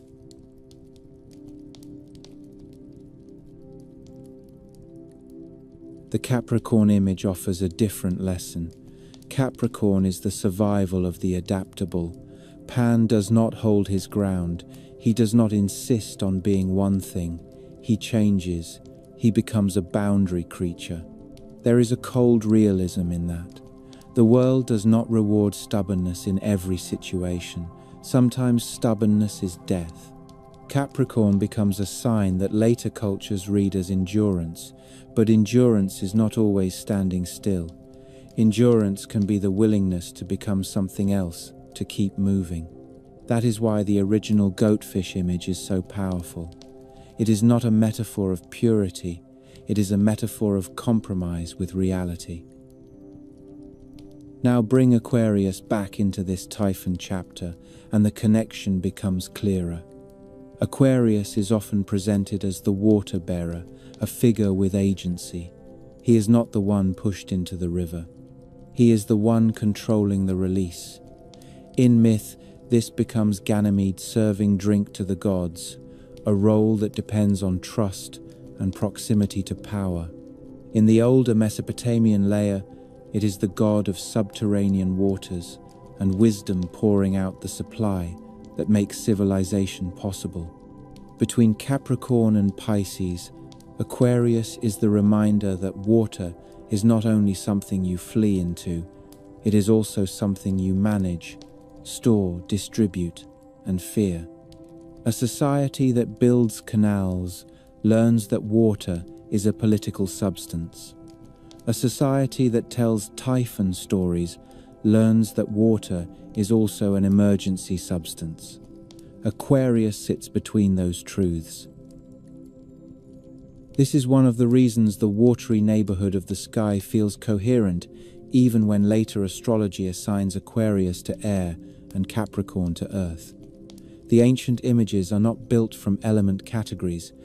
They are built from stories about how the year behaves and how disaster behaves. The water themes persist because the region of sky they occupy and the season they mark is tied to water realities in the ancient world. When the year turns and the cold months settle in, storms come. Rivers change. People talk about flood and scarcity. The sky figures that rise in those months become associated with the behaviors people see on the ground. There is also a more technical reason the Typhon connection persisted. Once the zodiac becomes a system used for horoscopes, each sign needs distinctive mythic material that can be used as shorthand. An astrologer does not have time to explain all of Mesopotamian theology every time they mention Capricorn.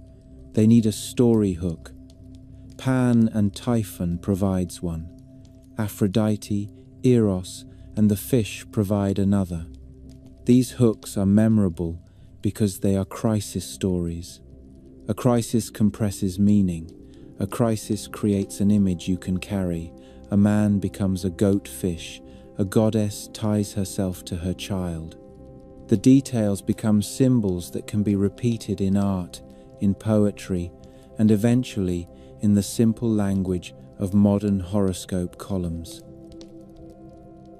But in the ancient world, the use was not always private. It could be public and political. We already saw how Capricorn became a symbol used on Roman coinage and imperial imagery. The Typhon myth layer makes that kind of symbolism even more useful, because it lets a ruler imply that they are the one who survived chaos, the one who ushered in order after a monster era. Empires love that story. They rarely say it directly, but they love to imply it. A sea goat on money or in decoration can carry the whisper that the state has a cosmic foundation, that chaos has been beaten back, that the ruler's reign is part of the same rhythm as the seasons. In this sense, Typhon is not just a monster. He is a narrative tool that binds myth to calendar and calendar to power. He stands for the moment when everything can fail, and that makes him useful for explaining why stability matters.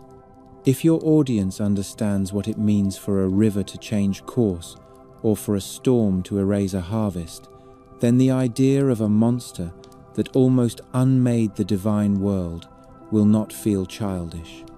It will feel like an elevated version of everyday dread.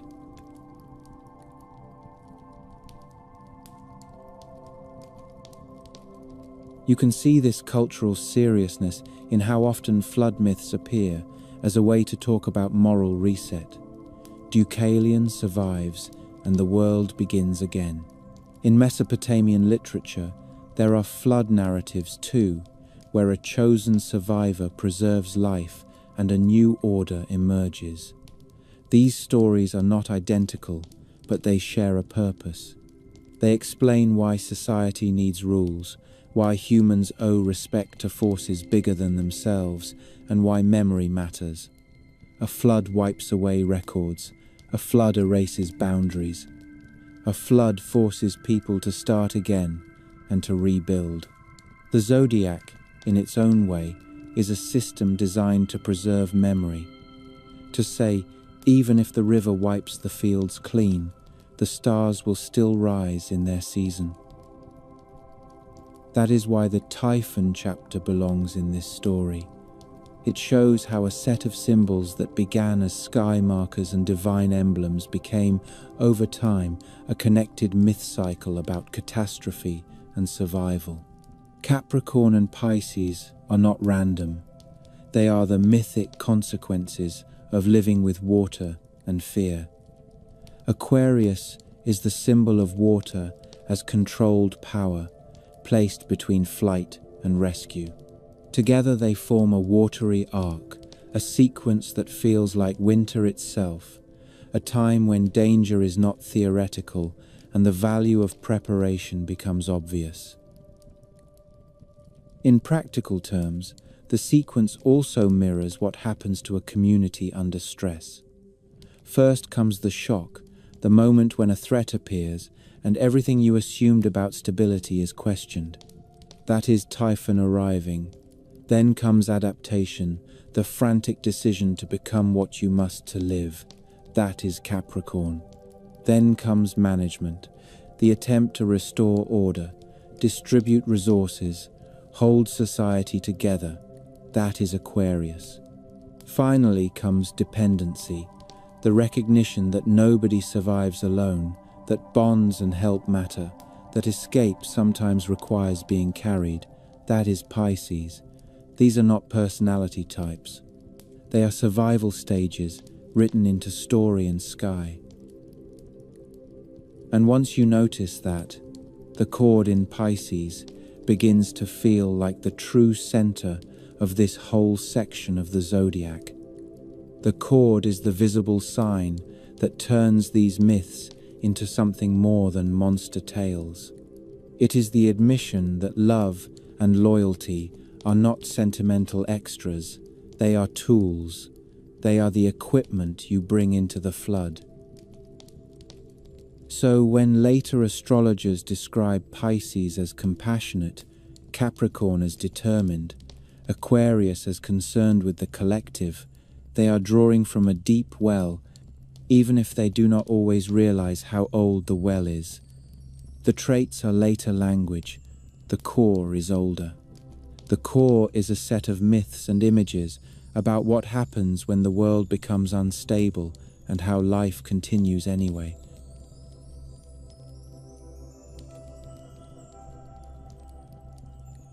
Once the goatfish had a name, and the water-bearer had his jar, and the twin fishes had their cord, the next step was not poetry. The next step was filing. People forget how much of the zodiac's survival comes down to paperwork, to lists copied and corrected over centuries, to scholars who treated the sky as something you could map and measure, not only admire. Myth gave the figures a face, but the calendar gave them authority, and calculation gave them reach. In Mesopotamia, the same culture that kept accounts of grain and silver also kept astronomical records. They tracked the moon's months, the planet's motions, the moments a star first appeared, before dawn, after its season of invisibility. They wrote down omens because kings asked for them, and because city life demanded prediction, even if the prediction came wrapped in theology. By the late 1st millennium BCE, the zodiac becomes something close to a grid laid across the sky's road, 12 equal sections that let you say where the sun and planets are in a way that can be repeated and compared. That is the turning point where Capricorn, Aquarius, and Pisces stop being only star pictures and begin to function as coordinates. This is also where the zodiac becomes portable.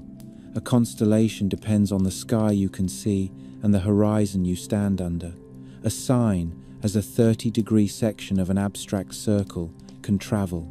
You can teach it to a student who has never seen the southern stars clearly. You can write it in a handbook. You can apply it in a place where the climate is different and still keep the structure. That portability helps explain how the zodiac spread through the Hellenistic world after Alexander, when Greek language and scholarship moved through Egypt, the Levant, and Mesopotamia, meeting older temple traditions and absorbing them. Greek thinkers did not simply copy Babylonian methods. They translated them into Greek categories, then argued about what those categories meant. They tied signs to the four elements in a philosophical way that fit their worldview. They assigned planets as rulers and built a system of dignities and strengths. They debated whether the stars caused events or merely signaled them. Some treated astrology as fate written in the heavens, others as a natural influence like weather. What matters for our story is that Capricorn, Aquarius, and Pisces were pulled into this new framework and reinterpreted without losing their older water-stained past. The cultural names tell you a lot about what each society thought it was looking at. In the Greco-Roman world, Capricorn is the horned goat, Aquarius is the water carrier, Pisces is the fishes. Those labels are descriptive, almost blunt. In Indian astrology, the same stretch of the zodiac is named differently. Capricorn becomes Makara, a creature whose identity shifts between crocodile, sea monster, and composite beast, depending on region and art style. Aquarius becomes Kumbha, the jar, a word that puts the vessel itself at the center rather than the person holding it. Pisces becomes Meena, the fish, simple and direct. The point is not that one tradition is truer than the other. The point is that each culture preserved what it felt was essential. For India, the shore and river monster made sense as an emblem for Capricorn's domain, and the jar made sense as Aquarius's heart. Those choices keep the water theme alive, even when later Western astrology insists Capricorn is earth and Aquarius is air. The images do not care about our neat categories. They care about what humans actually saw and feared and needed. If you look east again toward China, you find a different approach entirely. Traditional Chinese astronomy did not build its sky around the Western zodiac signs, but around lunar mansions and large asterisms tied to imperial symbolism and seasonal markers. Yet, even there, the same sky objects exist, and when Chinese and Western systems met through later cultural contact, people made correspondences and translations. You can treat that as a modern overlay, but it illustrates a basic truth. The zodiac is one way to divide the sky, not the only way. It spread far, because it was practical, and because it came bundled with a compelling mix of myth and method. It could sit beside other systems without fully replacing them. That coexistence is part of why astrology has endured. It adapts to local maps, local stories, local seasons, then presents itself as if it has always belonged there.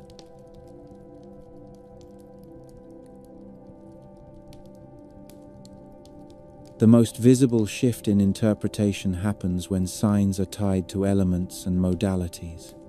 In the Western tradition that hardened in the Hellenistic period and later, Capricorn is assigned to Earth and to the cardinal mode. Aquarius is assigned to air and to the fixed mode. Pisces is assigned to water and to the mutable mode. Those labels are not ancient Babylonian facts. They are a later structure that tries to make the zodiac internally coherent. Cardinal signs begin seasons. Fixed signs stabilize seasons. Mutable signs close seasons and prepare transition. In that scheme, Capricorn begins winter, Aquarius stabilizes winter, Pisces dissolves winter into spring. You can feel how clean that is. It is the mind trying to create order from repetition. Cardinal Capricorn matches the winter solstice turning point. Fixed Aquarius matches the deep winter stretch where conditions settle into a pattern. Mutable Pisces matches the late winter and early spring period when weather becomes less predictable again. Even if you do not believe astrology predicts human events, this seasonal logic is not nonsense. It describes how a year feels to people who live in temperate climates. Planetary rulerships add another layer, and this is where cultural history becomes tangled with astronomy. In the traditional Western scheme, Capricorn is ruled by Saturn. Aquarius is also ruled by Saturn. Pisces is ruled by Jupiter. These assignments are old in the sense that they appear in classical astrology and medieval tradition. The reasoning is partly symbolic and partly geometric within the astrological system.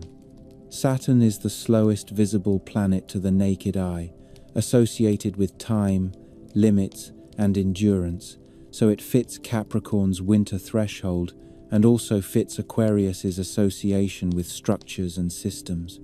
Jupiter is bright, expansive, and linked to growth and fortune, so it fits Pisces as a sign of overflow and compassion, a late season opening into renewal.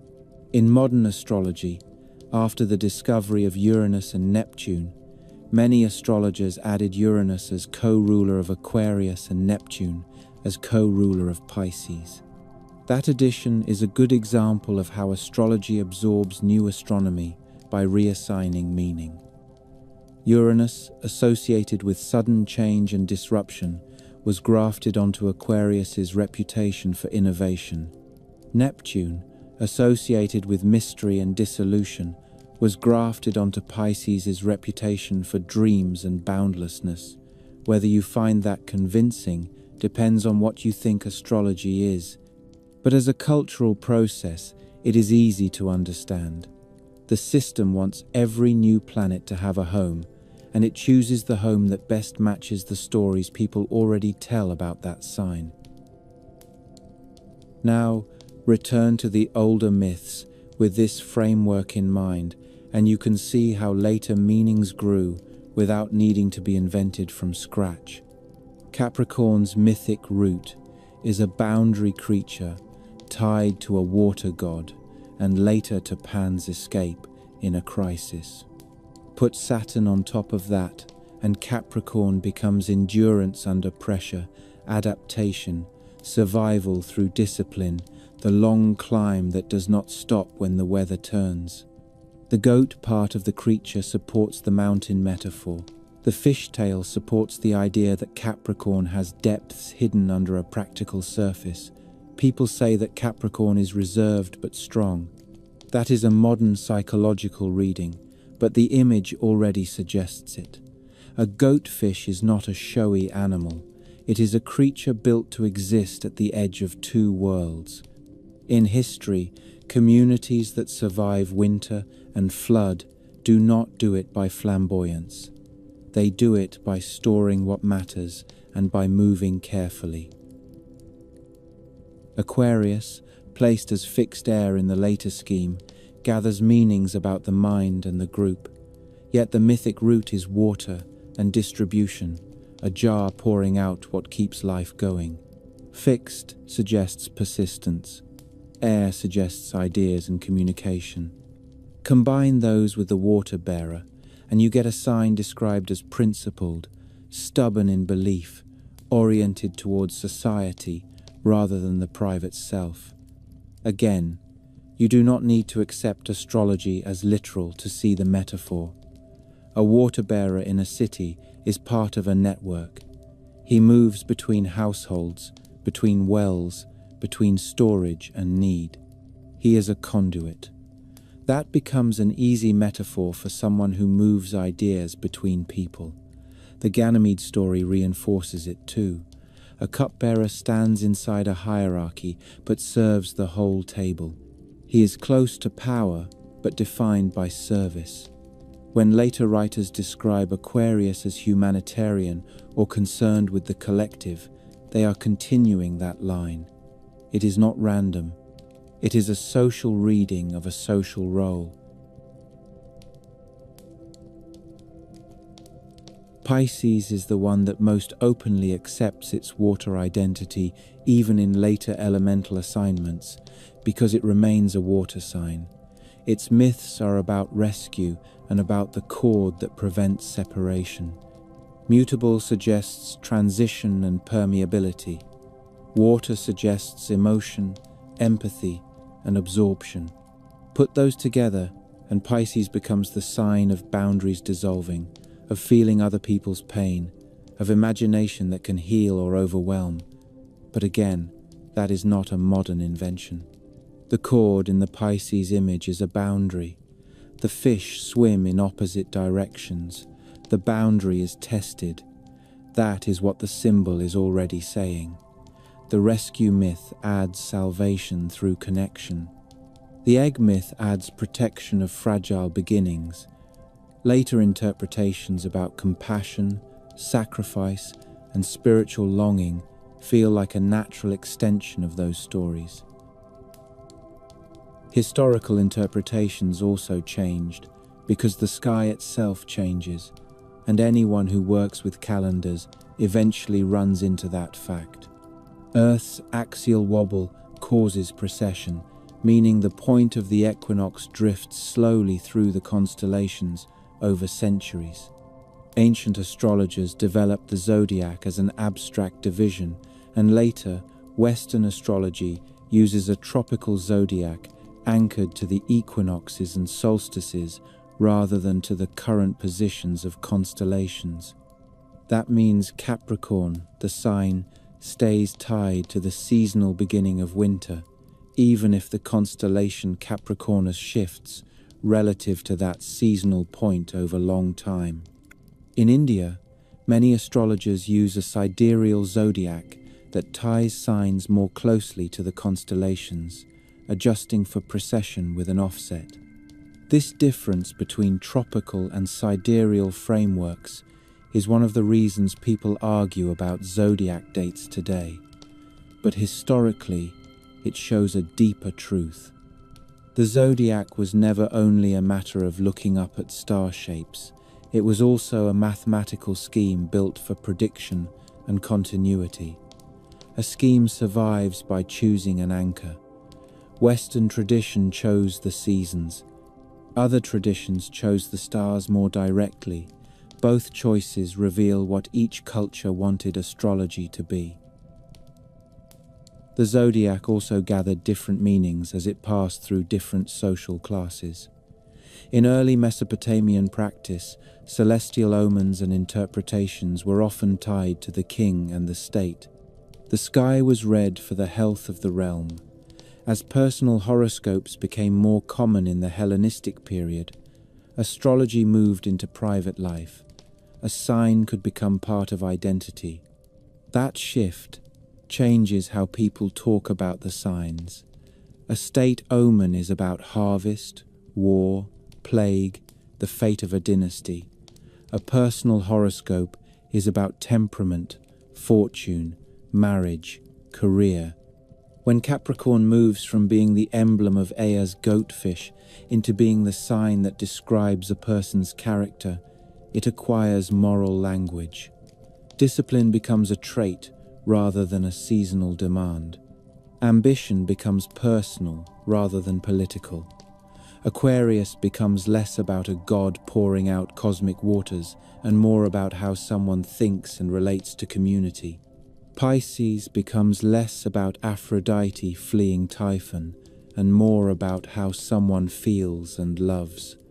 The myths do not disappear, they become background justification for the traits. It is worth noticing how often those traits, when written plainly, still map onto practical social roles. Capricorn is said to build, to plan, to endure. That resembles the role of a steward, a builder, a lawkeeper, someone who manages resources through scarcity. Aquarius is said to innovate, to organize groups, to stand for principles. That resembles the role of a reformer, a council member, a network builder, someone who moves ideas through a community.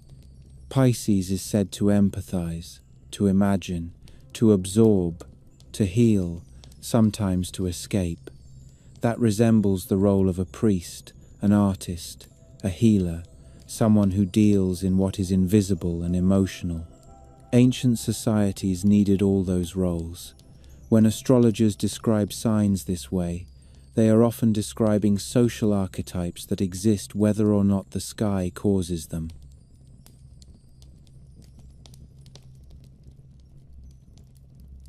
The differences between cultures become clearer when you look at what each culture emphasized in these three signs. Mesopotamia emphasized water as wisdom and as power under the rule of a specific god.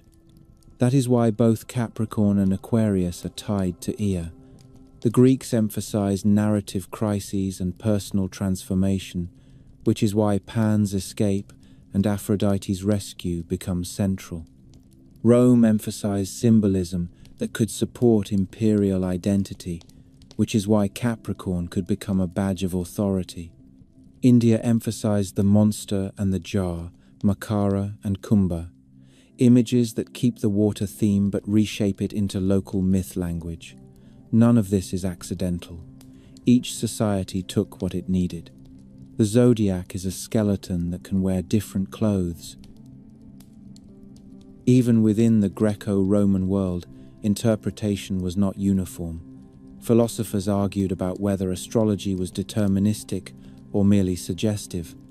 Some framed it as a natural science, an extension of the idea that celestial bodies influence the sublunar world through heat, light, and cycles, similar to how the moon influences tides and seasons. Others treated it as a symbolic language, where signs correspond to earthly things without necessarily causing them.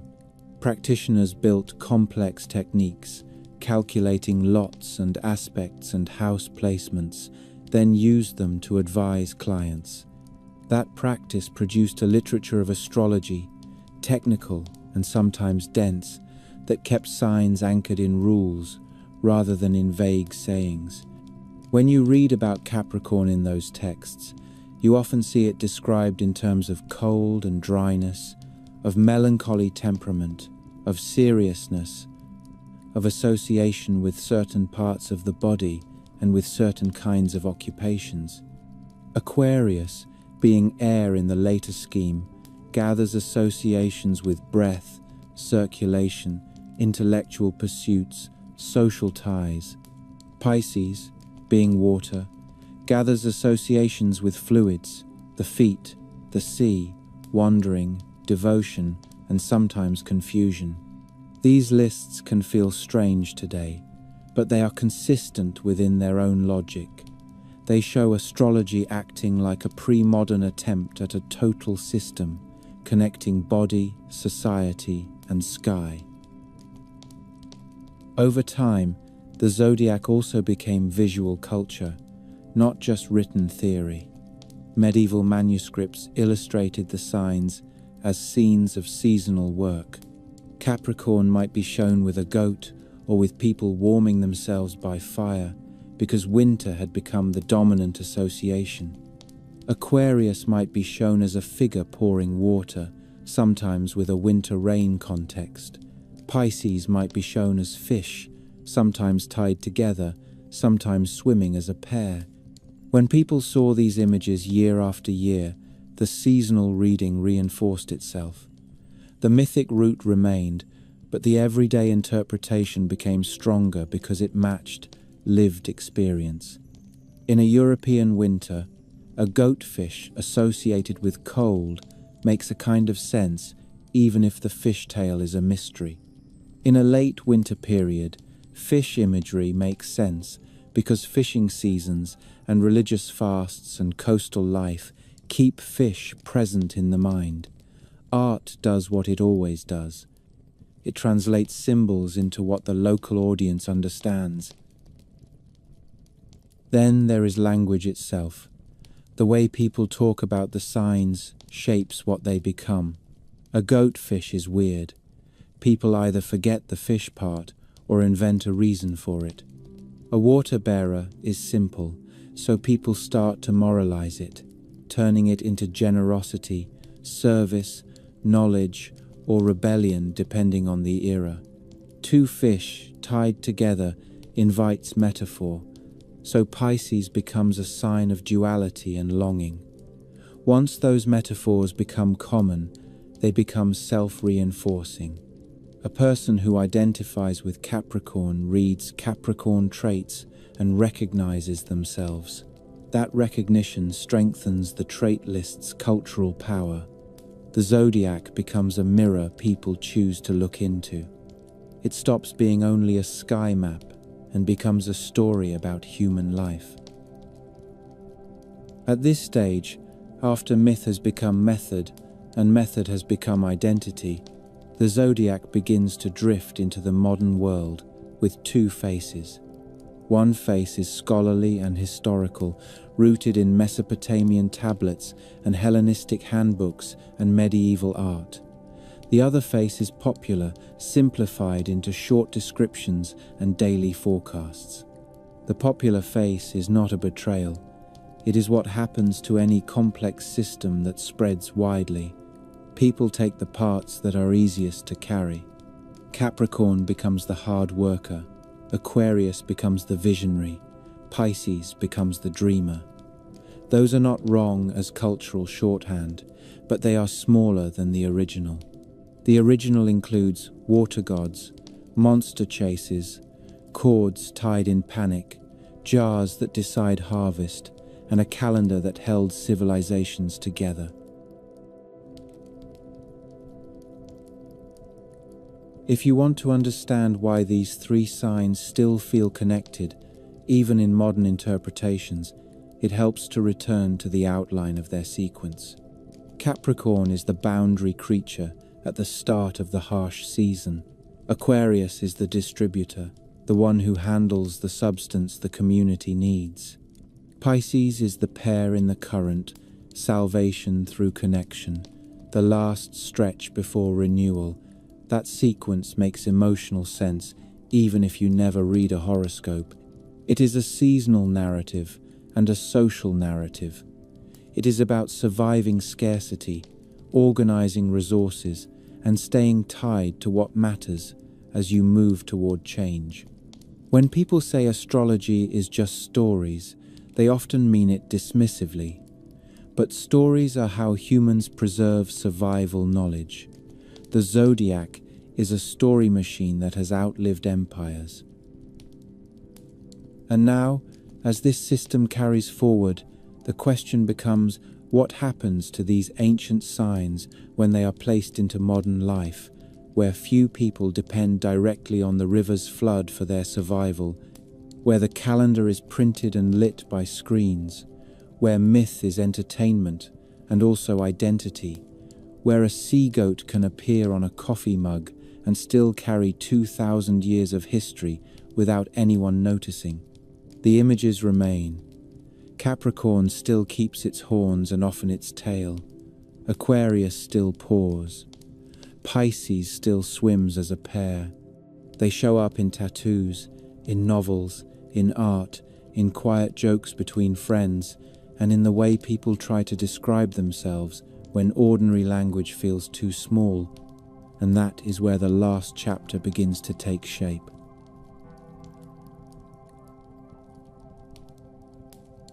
What endured was never the certainty of prediction, but the stubborn usefulness of the symbols. Capricorn, Aquarius, and Pisces outlived the temple schools that first named them and the empires that later stamped them onto coins and ceilings, because they kept fitting new worlds.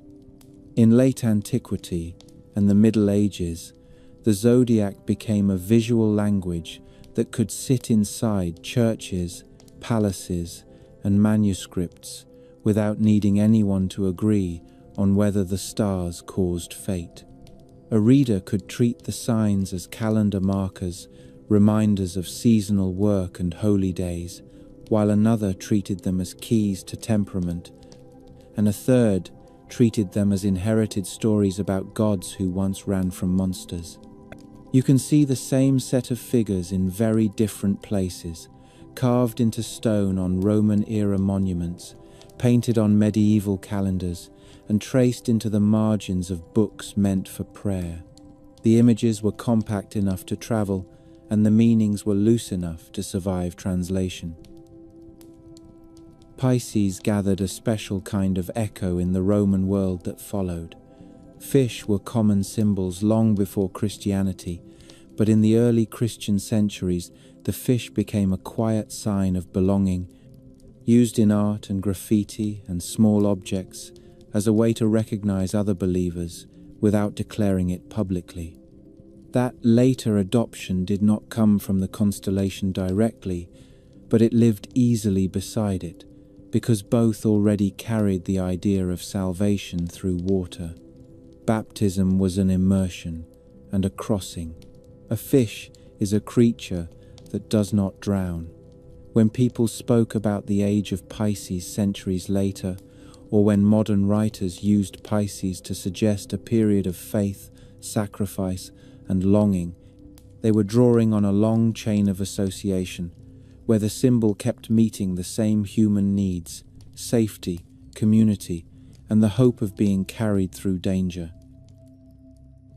Capricorn and Aquarius took a different path, less overtly religious and more political and philosophical. Capricorn's link with Saturn and winter discipline made it a favorite emblem for endurance and order in medieval and Renaissance imagination, even when the sea goat tail was treated as a decorative oddity. Aquarius, as the water-bearer, was easy to fold into allegory. It could stand for charity, for the flow of knowledge, for the management of a city's life, blood, and later, for ideals about society itself. When early modern thinkers argued about reform, about reason, about the public good, the water-bearer was an image that could be made to fit without much strain, because pouring water is a simple act that can be read as generosity or as control, depending on who holds the jar. In the modern world, these signs became lighter, faster, easier to print, but they did not become empty. People still reach for Capricorn when they want a symbol of persistence, Aquarius when they want a symbol of principle, Pisces when they want a symbol of feeling that runs deeper than words. That is not proof of cosmic mechanism.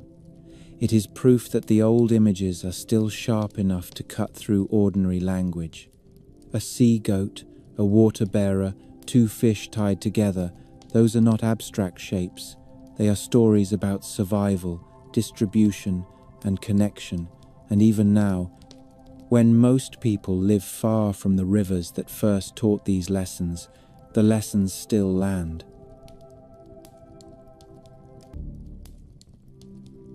Good evening and welcome back. Tonight, we're exploring one of the earliest and most influential civilizations in the Americas, the Olmecs. Who were they? And how did they build a culture so advanced that later societies called them the mother civilization of Mesoamerica? What do the giant stone heads mean? And what do we actually know about their rulers, their beliefs, and their daily lives? We'll look at where they lived along the Gulf Coast of Mexico, how their cities were organized, how they traded, and how their ideas shaped cultures like the Maya and the Aztecs that came after them. Although much about the Olmecs is still a mystery, their art, religion, and architecture left traces that changed history. As always, I'd love to know where in the world are you listening from, and what time is it for you? Whether you are settling into bed, winding down from a long day, or simply curious about the past, I'm glad you're here. Now, let's begin.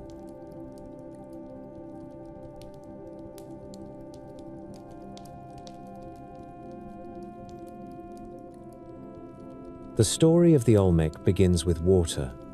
Long before the first basalt boulder was dragged from the volcanic slopes of the Tuxtla Mountains to be carved into a colossal head, the foundations of Mesoamerican civilization were being laid in the muck and humidity of the tropical lowlands. It is a landscape defined by the Coatzacoalcos River, a serpentine body of water that winds through the modern state of Veracruz like a thick brown artery. Here the heat is physical and heavy. It presses down on the jungle canopy and rises in shimmering waves from the swamps. To the uninitiated eye, this region appears hostile and impenetrable, a place of malaria and mangroves where the ground itself seems liquid. Yet it was here in this waterlogged crescent that the first great high culture of the Americas was born.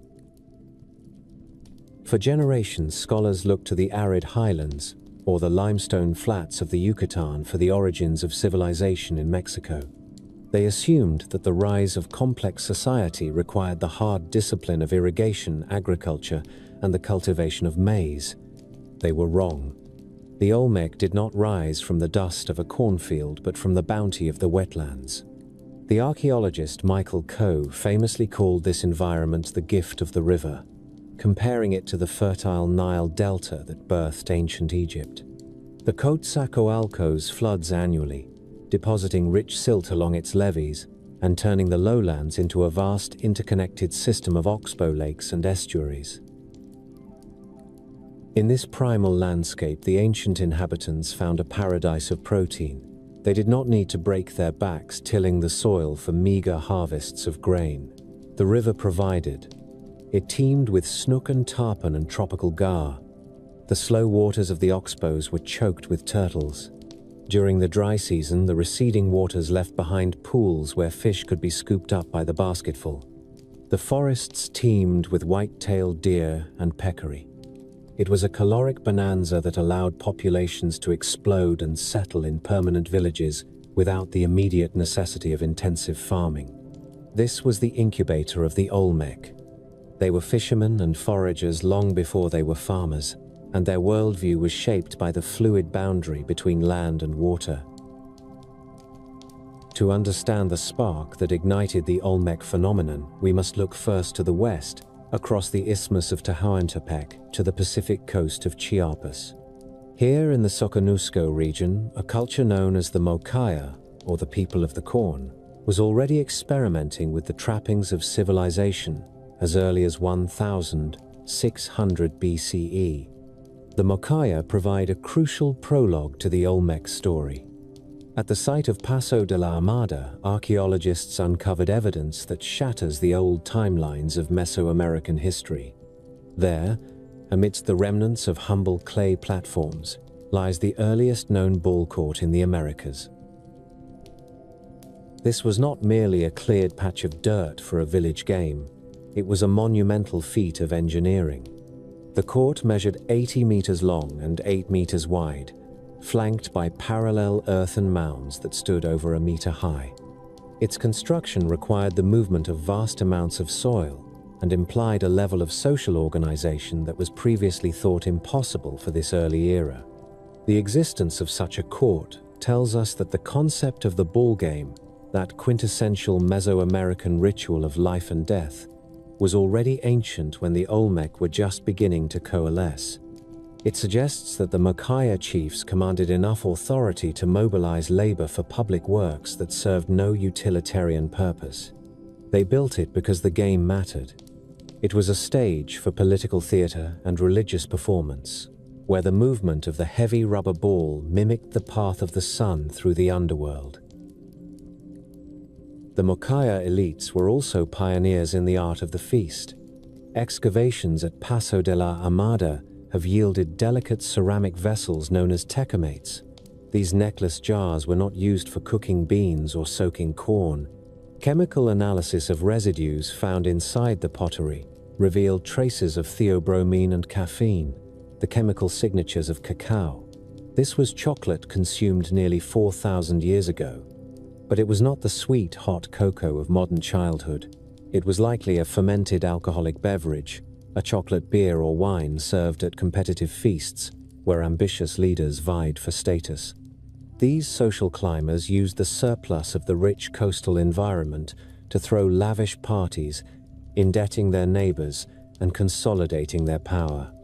This dynamic of competitive feasting and ritual display would eventually migrate east to the Gulf Coast, where the Olmec would take it to a scale that dwarfed anything seen in the Soconusco.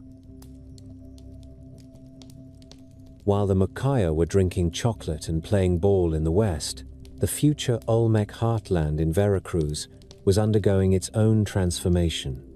The site of El Manati offers the most intimate and haunting glimpse into this early period. El Manati is not a city of stone pyramids. It is a bog, located at the foot of a hill and fed by a freshwater spring. The site was a sacred theater where the early Olmec communicated with the supernatural forces of water and earth. The anaerobic conditions of the muck created a perfect time capsule, preserving organic materials that would have rotted away within weeks in the open air. It was here in the late 1982 that archaeologists made a series of discoveries that fundamentally altered our understanding of Olmec technology and religion. Buried deep in the peat were rubber balls. These were not fossilized remnants, but actual cured rubber that still retained the smell of latex. They were perfectly spherical and ranged in size, some as large as bowling balls. The preservation was so complete that we now know the Olmec were master chemists.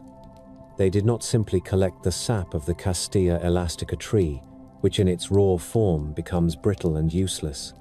They learned to mix the latex with the juice of the morning glory vine, a plant rich in sulfur compounds. This chemical reaction vulcanized the rubber, making it durable and bouncy.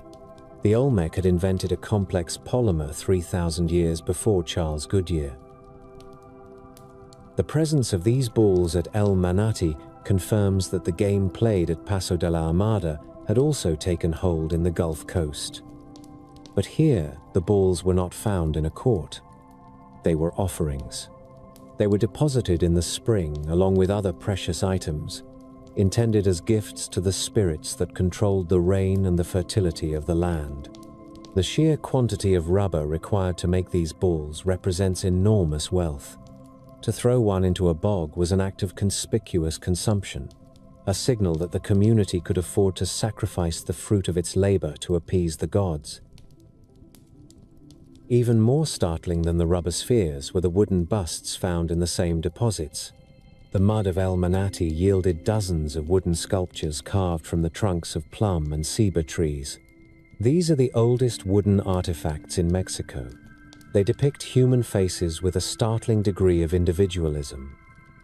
Some are serene and youthful, while others appear aged or stern. They do not look like generic deities. They look like portraits. It is easy to imagine that these were the faces of ancestors or community leaders, carved to stand perpetual vigil in the sacred spring. The wood is dark and smooth, preserved by the lack of oxygen, allowing us to look into the eyes of people who lived and died 35 centuries ago. The artists who carved these busts worked without metal tools. They used adzes made of stone and knives of obsidian. yet they achieved a sensitivity of form that rivals the later stone carving for which the Olmec are famous.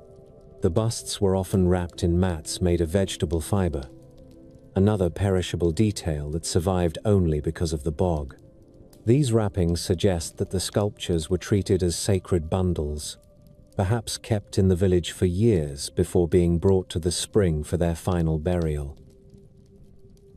But the beauty of El Manati conceals a darker reality. Among the wooden faces and the rubber balls, the excavators found the bones of infants. These were not proper burials in the sense of a cemetery. The skeletons were disarticulated and scattered, or sometimes associated with the other offerings in a way that suggests they were part of the sacrifice. The bones belong to newborns and even fetuses. It is a grim testament to the severity of the Olmec worldview. In a land where the floods could wash away a village or a drought could wither the forest, the gods were capricious and demanding. They required payment in the most precious currency available.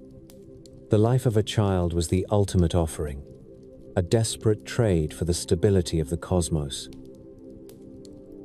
This practice of child sacrifice at El Manati foreshadows the obsession with the jaguar, or the divine infant that permeates later Olmec art. The intersection of human life, rain, and agricultural fertility was the central axis of their religion. The spring at El Manati was likely viewed as a portal to the underworld, a place where the water emerged from the earth, like blood from a wound. By placing the bodies of children back into the earth, the Olmec may have believed they were feeding the cycle of rebirth, ensuring that life would continue to flourish in the wetlands. As the centuries passed, the focus of power in the region began to shift. The egalitarian villages of the early period gave way to more stratified societies. The big men who organized the feasts and the ball games began to claim a divine right to rule. They controlled the best fishing grounds and the trade routes that brought obsidian from the highlands and jade from the south. The population density around the Quetzalcoatl's river grew until the levees could no longer contain the ambition of the rising elites. By 1400 BCE, the stage was set for a dramatic leap forward. The loose collection of villages and ritual sites was about to coalesce into something unprecedented in the Americas. A new power was rising on a large plateau that rose above the swamps, a place that offered command over the waterways and a platform for the display of absolute power. The era of the village was ending. The era of the city was about to begin. The Olmec were moving the earth itself to build their first great capital at San Lorenzo, and soon the wooden faces of El Manati would be replaced by the immortal stone giants that would puzzle and captivate the world 3,000 years later. The rise of the Olmec was not a gradual accumulation of village upon village, but a sudden and deliberate assertion of will against the landscape. Around 1400 BCE, the scattered settlements along the Quetzalcoatl's river began to coalesce into something entirely new, a phenomenon that defies the slow evolutionary models of political complexity. In the heart of the sweltering wetlands, where the earth is often indistinguishable from the water, the people of the rubber country decided to build a mountain. This was San Lorenzo. To the untrained eye of the early 20th century visitors, it appeared to be a natural feature, a low plateau rising some 50 meters above the surrounding savanna. It was covered in jungle and tick-infested cattle pasture, scarred by deep ravines that looked like the work of ancient erosion. But looks were deceiving. When archaeologists began to peel back the layers of soil, they discovered that the plateau was an artifact. It was not a geological accident, but a human creation, the largest single construction project in the ancient Americas up to that time. The sheer scale of the endeavor is difficult to comprehend even in an age of mechanization. The Olmec moved 7 million cubic meters of earth to shape the plateau. They did not have the wheel. They did not have beasts of burden. They did not have metal tools. Every basket of clay, every fistful of sand, and every block of stone was moved by human muscle. It was a mobilization of labor that implies a social hierarchy of terrifying absolute power. A ruling class had emerged that could command thousands of commoners to haul dirt day after day, year after year, to raise the sanctuary of the elite above the floodwaters. The construction was not a simple piling of dirt. It was a feat of engineering that required a deep understanding of soil mechanics and hydrology. The architects of San Lorenzo mixed different types of soil, sand, and clay to create stable terraces that would not slide away in the torrential tropical rains. They filled in natural ravines and leveled ridges to create a flat tableland shaped roughly like a bird flying east. This artificial mountain was the stage upon which the Olmec theater of power would be performed. It was a declaration that the rulers were not merely inhabitants of the earth, but its masters. At the summit of this constructed world stood the Red Palace. Excavated by the archaeologist Anne Cyphers, this structure shattered the long-held belief that the Olmec were a theocracy ruled by priests who lived in empty ceremonial centers. The Red Palace was a home. It was the residence of a dynasty that lived in opulence while the commoners below struggled with the mud. The building earned its name from the floor, a thick pavement of red hematite that had been imported from distant sources, ground into powder, and laid down with meticulous care. In the flickering light of torches, the floor would have glowed with the color of blood and the rising sun, a visual reinforcement of the king's connection to the vital forces of the cosmos. The structure was supported by massive basalt columns. These were not the delicate wooden posts of a village hut, but heavy stone pillars brought from the Tuxtla Mountains 60 kilometers away. The roof they held up sheltered the royal family and their retinue, a private world of political intrigue and ritual manufacturing. The palace was not just a dormitory, it was a factory of status. Excavations revealed that the royal compound included workshops where artisans crafted the symbols of power that held the Olmec state together. Here, under the watchful eye of the ruler, craftsmen drilled holes into cubes of iron ore to create shimmering mirrors, objects that could start fires and reflect the soul. They carved jade into axes and polished serpentine into beads. The proximity of the workshop to the throne room suggests that the control of luxury goods was central to Olmec governance. The king did not just tax his subjects, he monopolized the production of beauty. If a local chieftain in a village 10 miles away wanted a jade earspool or an iron mirror to prove his status, he had to come to San Lorenzo. He had to bow before the Lord of the Red Palace. This monopoly created a web of debt and allegiance that bound the region together more tightly than any army could. Beneath the feet of the residents, the plateau was alive with water. One of the most sophisticated features of San Lorenzo was its hydraulic system. The Olmec buried long lines of U-shaped basalt troughs deep within the earthworks. These drains were fitted with lids and laid at precise gradients to channel water away from the ceremonial precincts. They were not sewage systems in the modern sense, but ritual plumbing, designed to manage the sacred element of water. In the rainy season, when the sky opened up and the plaza threatened to flood, these drains captured the deluge and directed it out of the sacred space, perhaps roaring from the mouths of stone jaguars or pouring into ritual pools. It was a demonstration of the king's ability to control the rain god himself. The stone used for these drains, like the columns of the Red Palace, came from the Tuxtlas. The logistics of moving this stone remains one of the great unsolved puzzles of American archaeology. The basalt boulders, some weighing 40 tons, had to be quarried in the mountains, dragged down to a navigable river, loaded onto massive rafts, floated downstream to the ocean, pulled up the Coatzacoalcos River, and then dragged up the steep slopes of the artificial plateau. Experimental archaeology suggests that this required a coordination of labor that bordered on the military. Hundreds of men would be needed to pull a single sled. The rafts would have required the trunks of giant ceiba trees. The timing had to be perfect, utilizing the high water levels of the rainy season to float the rafts and the dry ground of summer to drag the sleds. And yet, the Olmec did this not once but hundreds of times. They imported thousands of tons of stone, treating the basalt as if it were precious metal. The most famous of these imported stones were the colossal heads. 10 of these giants have been found at San Lorenzo, more than at any other Olmec site. They are the faces of the men who ordered the mountains to be moved. Each head is distinct. One has a frown and a helmet adorned with jaguar paws. Another smiles faintly, his helmet decorated with beads.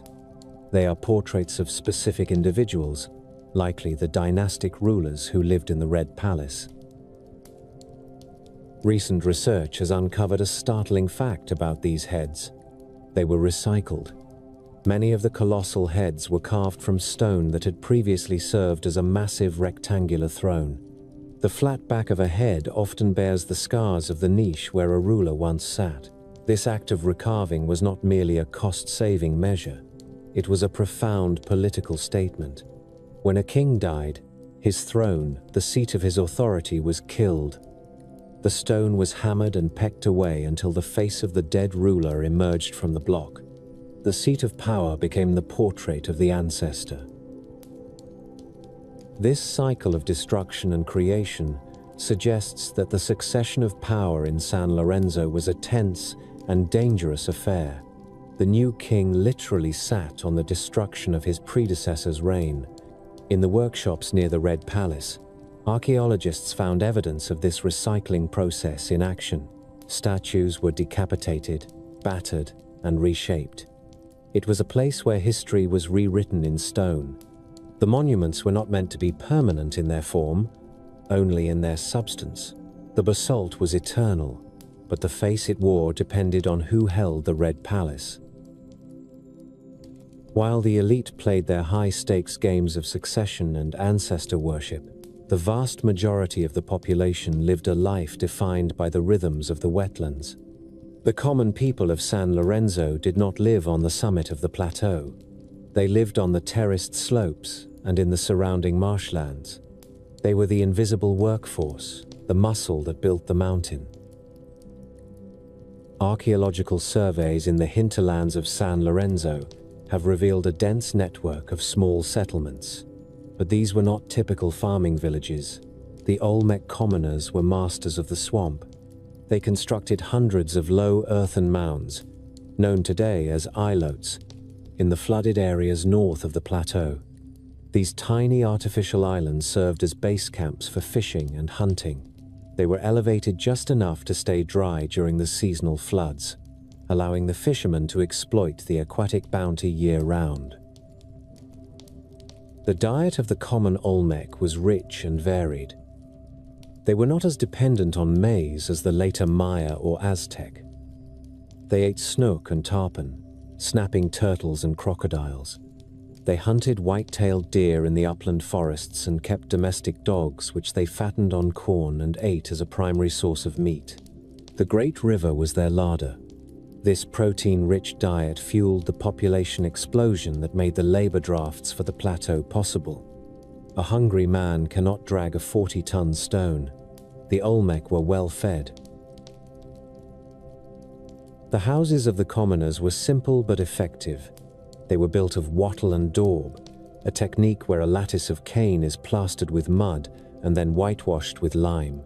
These structures were cool in the heat of the day and, if built on a low platform, dry during the rains.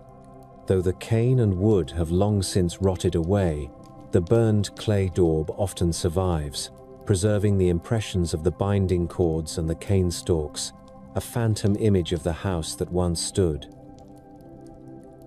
Life in the shadow of the plateau was dictated by the demands of the center. When the red floor of the palace needed repaving, the commoners ground the hematite. When a new drain line was needed, they dug the trenches. When a king died, they dragged the stone for his head. In return, they received the spiritual protection of the ruler. The king claimed to be the axis mundi, the pivot of the world. He communicated with the rain god and the earth monster. He ensured that the river rose just enough to fertilize the soil, but not enough to wash away the ilotes. It was a social contract based on the management of cosmic risk. For 500 years, this contract held. San Lorenzo grew in power and arrogance. Its influence radiated outward, sending pottery and ideas as far as the highlands of central Mexico and the Pacific coast of Chiapas. The San Lorenzo horizon was the first time Mesoamerica was united by a shared aesthetic and ideological system. The distinct baby-faced figurines, the jaguar motifs, and the pottery carved with abstract dragon claws appeared in villages 1,000 kilometers away.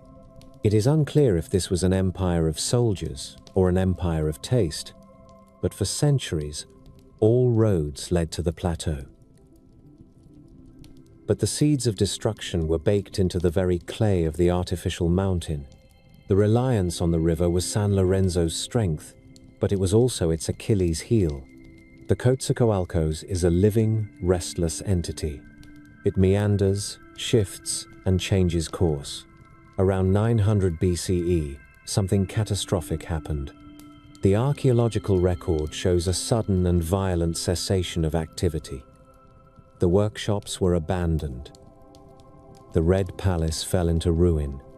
The great stone heads, the pride of the dynasty, were buried in lines, covered with layers of red sand as if in a funeral rite. Scholars have debated the cause of this collapse for decades. Early theories suggested a violent internal revolt. The mutilation of the stone monuments, the way the noses of statues were smashed and the heads pitted with circular dimples, was interpreted as the anger of a liberated people lashing out against their oppressors. It was a compelling narrative, the slaves of the plateau rising up to overthrow the masters of the Red Palace. However, the recycling workshops discovered by ciphers suggest that much of this mutilation was actually the ritual recarving of stones by the rulers themselves. If the destruction was an act of the state, then the revolt theory weakens. A more likely culprit is the environment itself. A subtle shift in the tectonic plates or the silting up of the river channels could have moved the Coatzacoalcos away from the plateau. If the river shifted course by even a few kilometers, the commercial and spiritual lifeline of the city would have been severed. The ilotes would have dried up or become stagnant. The trade rafts could no longer dock at the base of the mountain. There is also evidence of volcanic activity in the Tuxtlas during this period. An eruption could have choked the rivers with ash and altered the agricultural potential of the region. Or perhaps the sheer weight of the artificial plateau began to settle and crack, the engineering marvel defeated by gravity and rain. Whatever the cause, the lights went out at San Lorenzo. The population crashed. The site was not entirely abandoned, but it ceased to be a capital. The center of the world moved. The survivors, carrying their memories and their gods, looked east. They moved toward the coast, to a sandy island in the middle of a different swamp, a place known to us as La Venta. There, they would build a new world, one that turned away from the massive terraforming of San Lorenzo and looked instead toward the stars and the hidden depths of the earth. The fall of San Lorenzo marked the end of the first great experiment in Mesoamerican urbanism. The mountain they built still stands, a silent testament to their ambition. But the people who built it faded into the jungle, leaving behind only the stone giants to watch over the cattle and the sugarcane. The first chapter of the Olmec story was written in dirt and basalt, but the second would be written in jade and geometry. The story of the Olmec is, in many ways, a story of ghosts. For millennia, the people who built the first civilization in the Americas were silent. their cities consumed by the voracious appetite of the rainforest, their very existence erased from the collective memory of the continent. The Aztecs, who rose 2,000 years later, knew of them only as legends, shadows who inhabited the land of rubber. But the ghosts left something behind. They left their faces. If San Lorenzo was the stage, the colossal heads were the actors. To date, 17 of these basalt leviathans have been pulled from the earth, 10 from the plateau of San Lorenzo, 4 from the island sanctuary of La Venta, 2 from the later outpost of Tres Zapotes, and 1 solitary, crude giant from La Cabata. They are the most recognizable, yet most misunderstood, artifacts in the Western Hemisphere. To stand before one is to feel an immediate, unsettling connection. They do not look like stylized gods or abstract spirits. They look like men. They have heavy eyelids that seem to droop with the weight of responsibility, fleshy cheeks, broad noses, and lips that are often curled in a mixture of serenity and disdain. They wear tight-fitting helmets, each unique, adorned with the insignia of their lineage, jaguar paws, bird talons, or ropes. The resurrection of these giants began not with a bang, but with a rumor. In 1862, while the United States was tearing itself apart in the Civil War, a Mexican traveler and amateur antiquarian named Jose Maria Melgar y Serrano heard whispers of a monster buried in a sugarcane field near the village of Tres Zapotes in the state of Veracruz. The workers called it a kettle because it was upside down, a rounded dome of stone protruding from the mud. When Melgar ordered it excavated, he found himself staring into a face that defied everything he knew about the history of the Americas. "I was amazed," Melgar wrote in the Boletín de la Sociedad Mexicana de Geografía y Estadística, as this work of sculpture had no precedent. Struck by the features, which he described as Ethiopian, Melgar ignited a controversy that would burn for more than a century. In the racialized atmosphere of the 19th century, it was inconceivable to many Western scholars that the indigenous people of Mexico could have carved such a masterpiece, let alone one that looked so unlike the copper-skinned Indians of popular imagination. Melgar's observation spawned wild theories of lost African migrations, of Egyptian sailors blown off course, of a connection between the Nile and the Papaloapan. It would take 70 years and the spade of Matthew Stirling to ground these giants back in the soil of Mesoamerica. When Stirling arrived in the jungle in 1938, leading a joint expedition of the Smithsonian and the National Geographic Society, he was not looking for Africans. He was looking for context.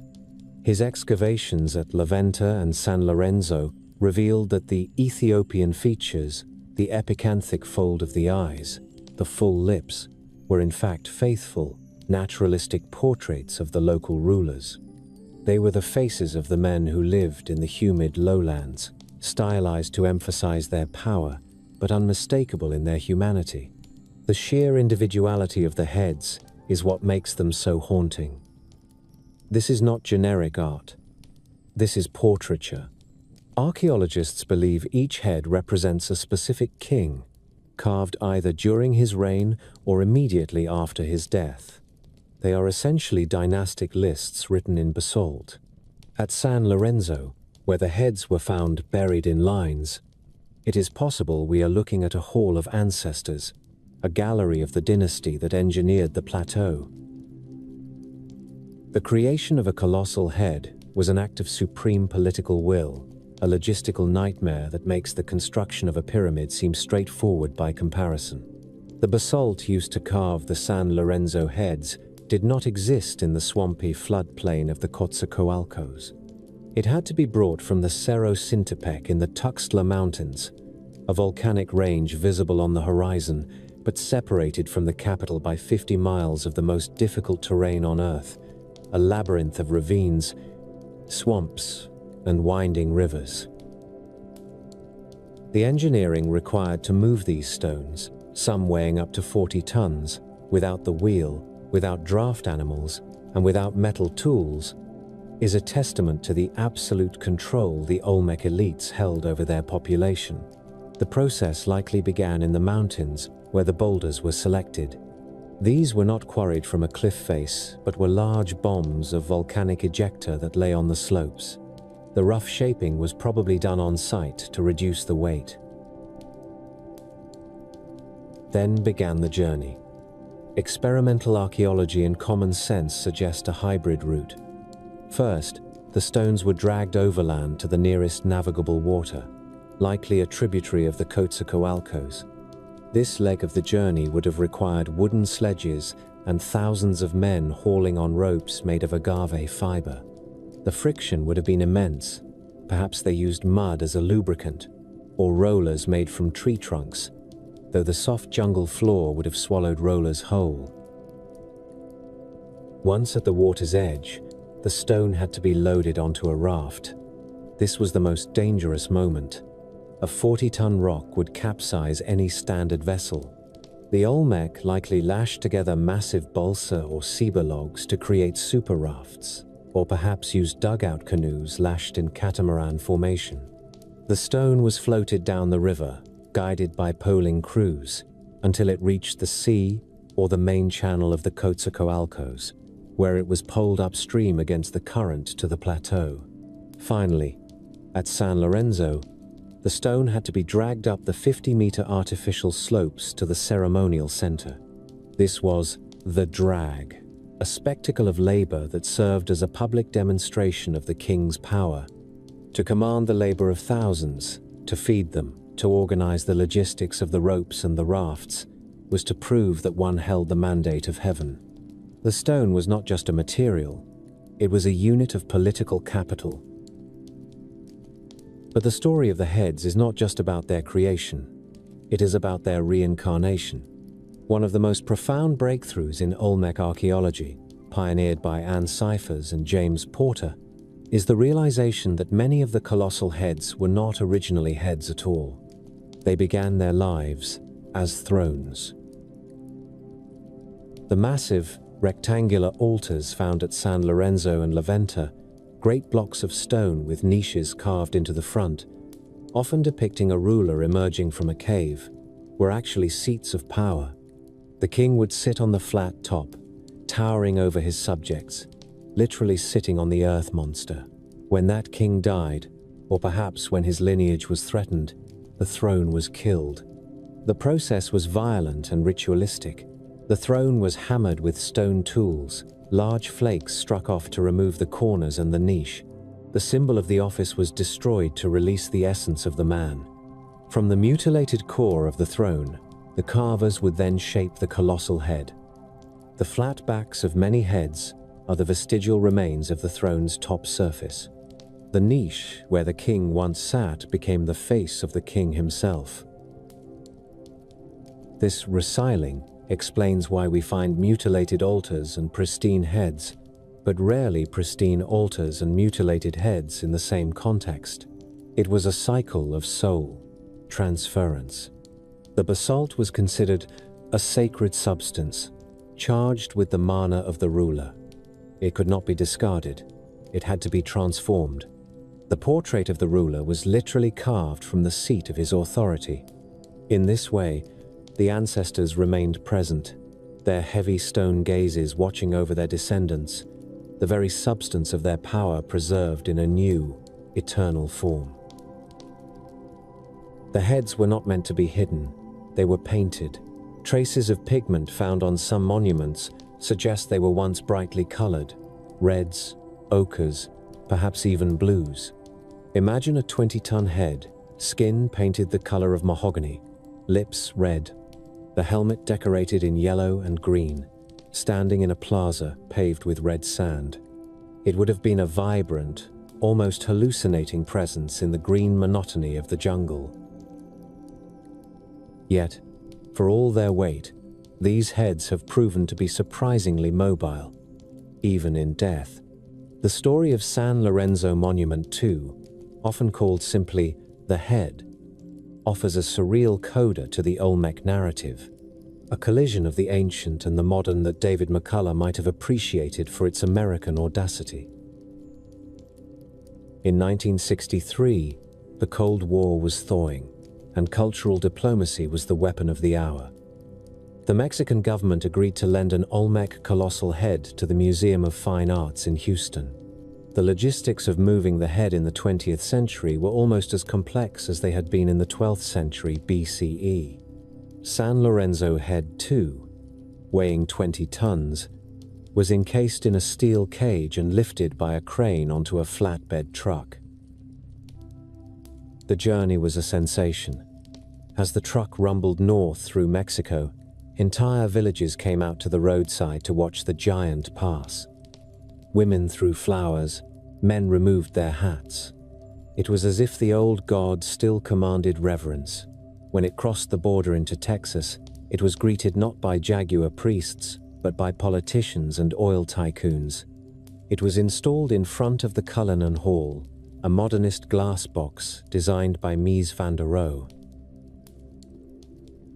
There, in the shadow of skyscrapers, the Olmec head stared out at a world of concrete and steel with the same inscrutable expression it had worn in the swamps of Veracruz.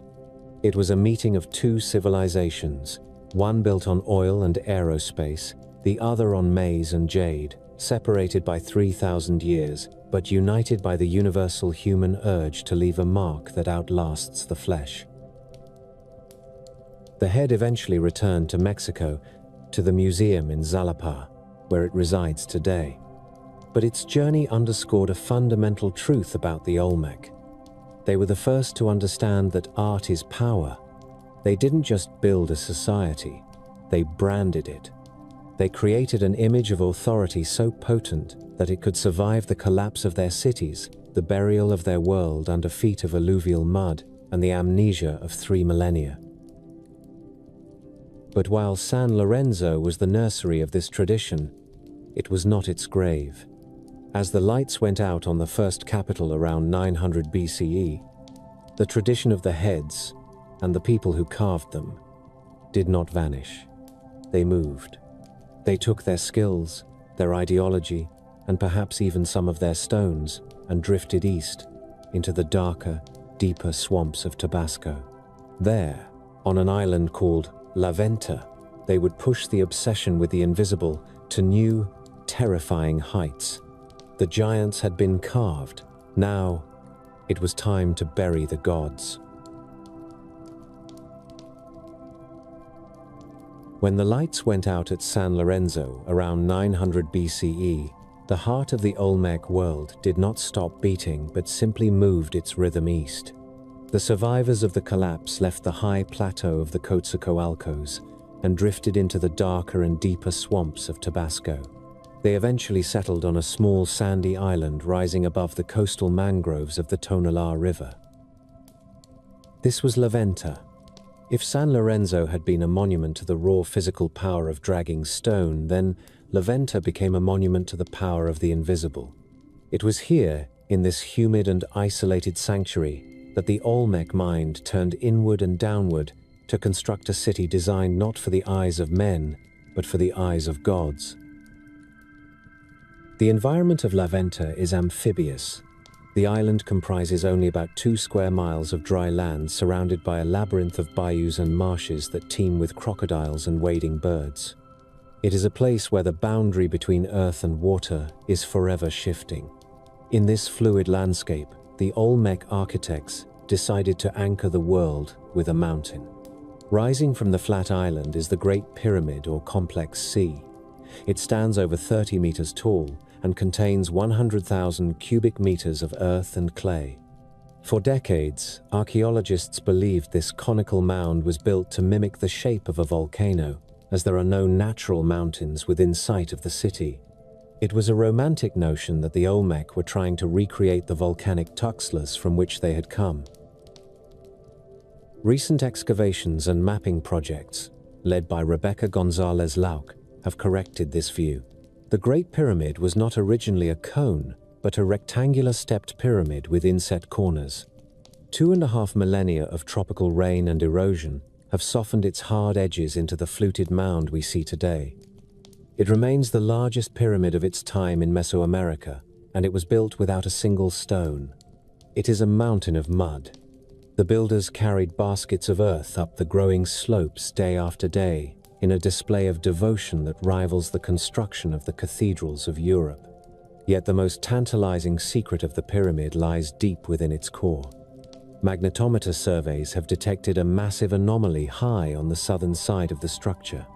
It suggests the presence of a stone structure buried under the clay. Many experts believe this could be the royal tomb of a great Olmec king who still lies undisturbed in the darkness of his artificial mountain. To the north of the pyramid lies the sacred precinct known as Complex A.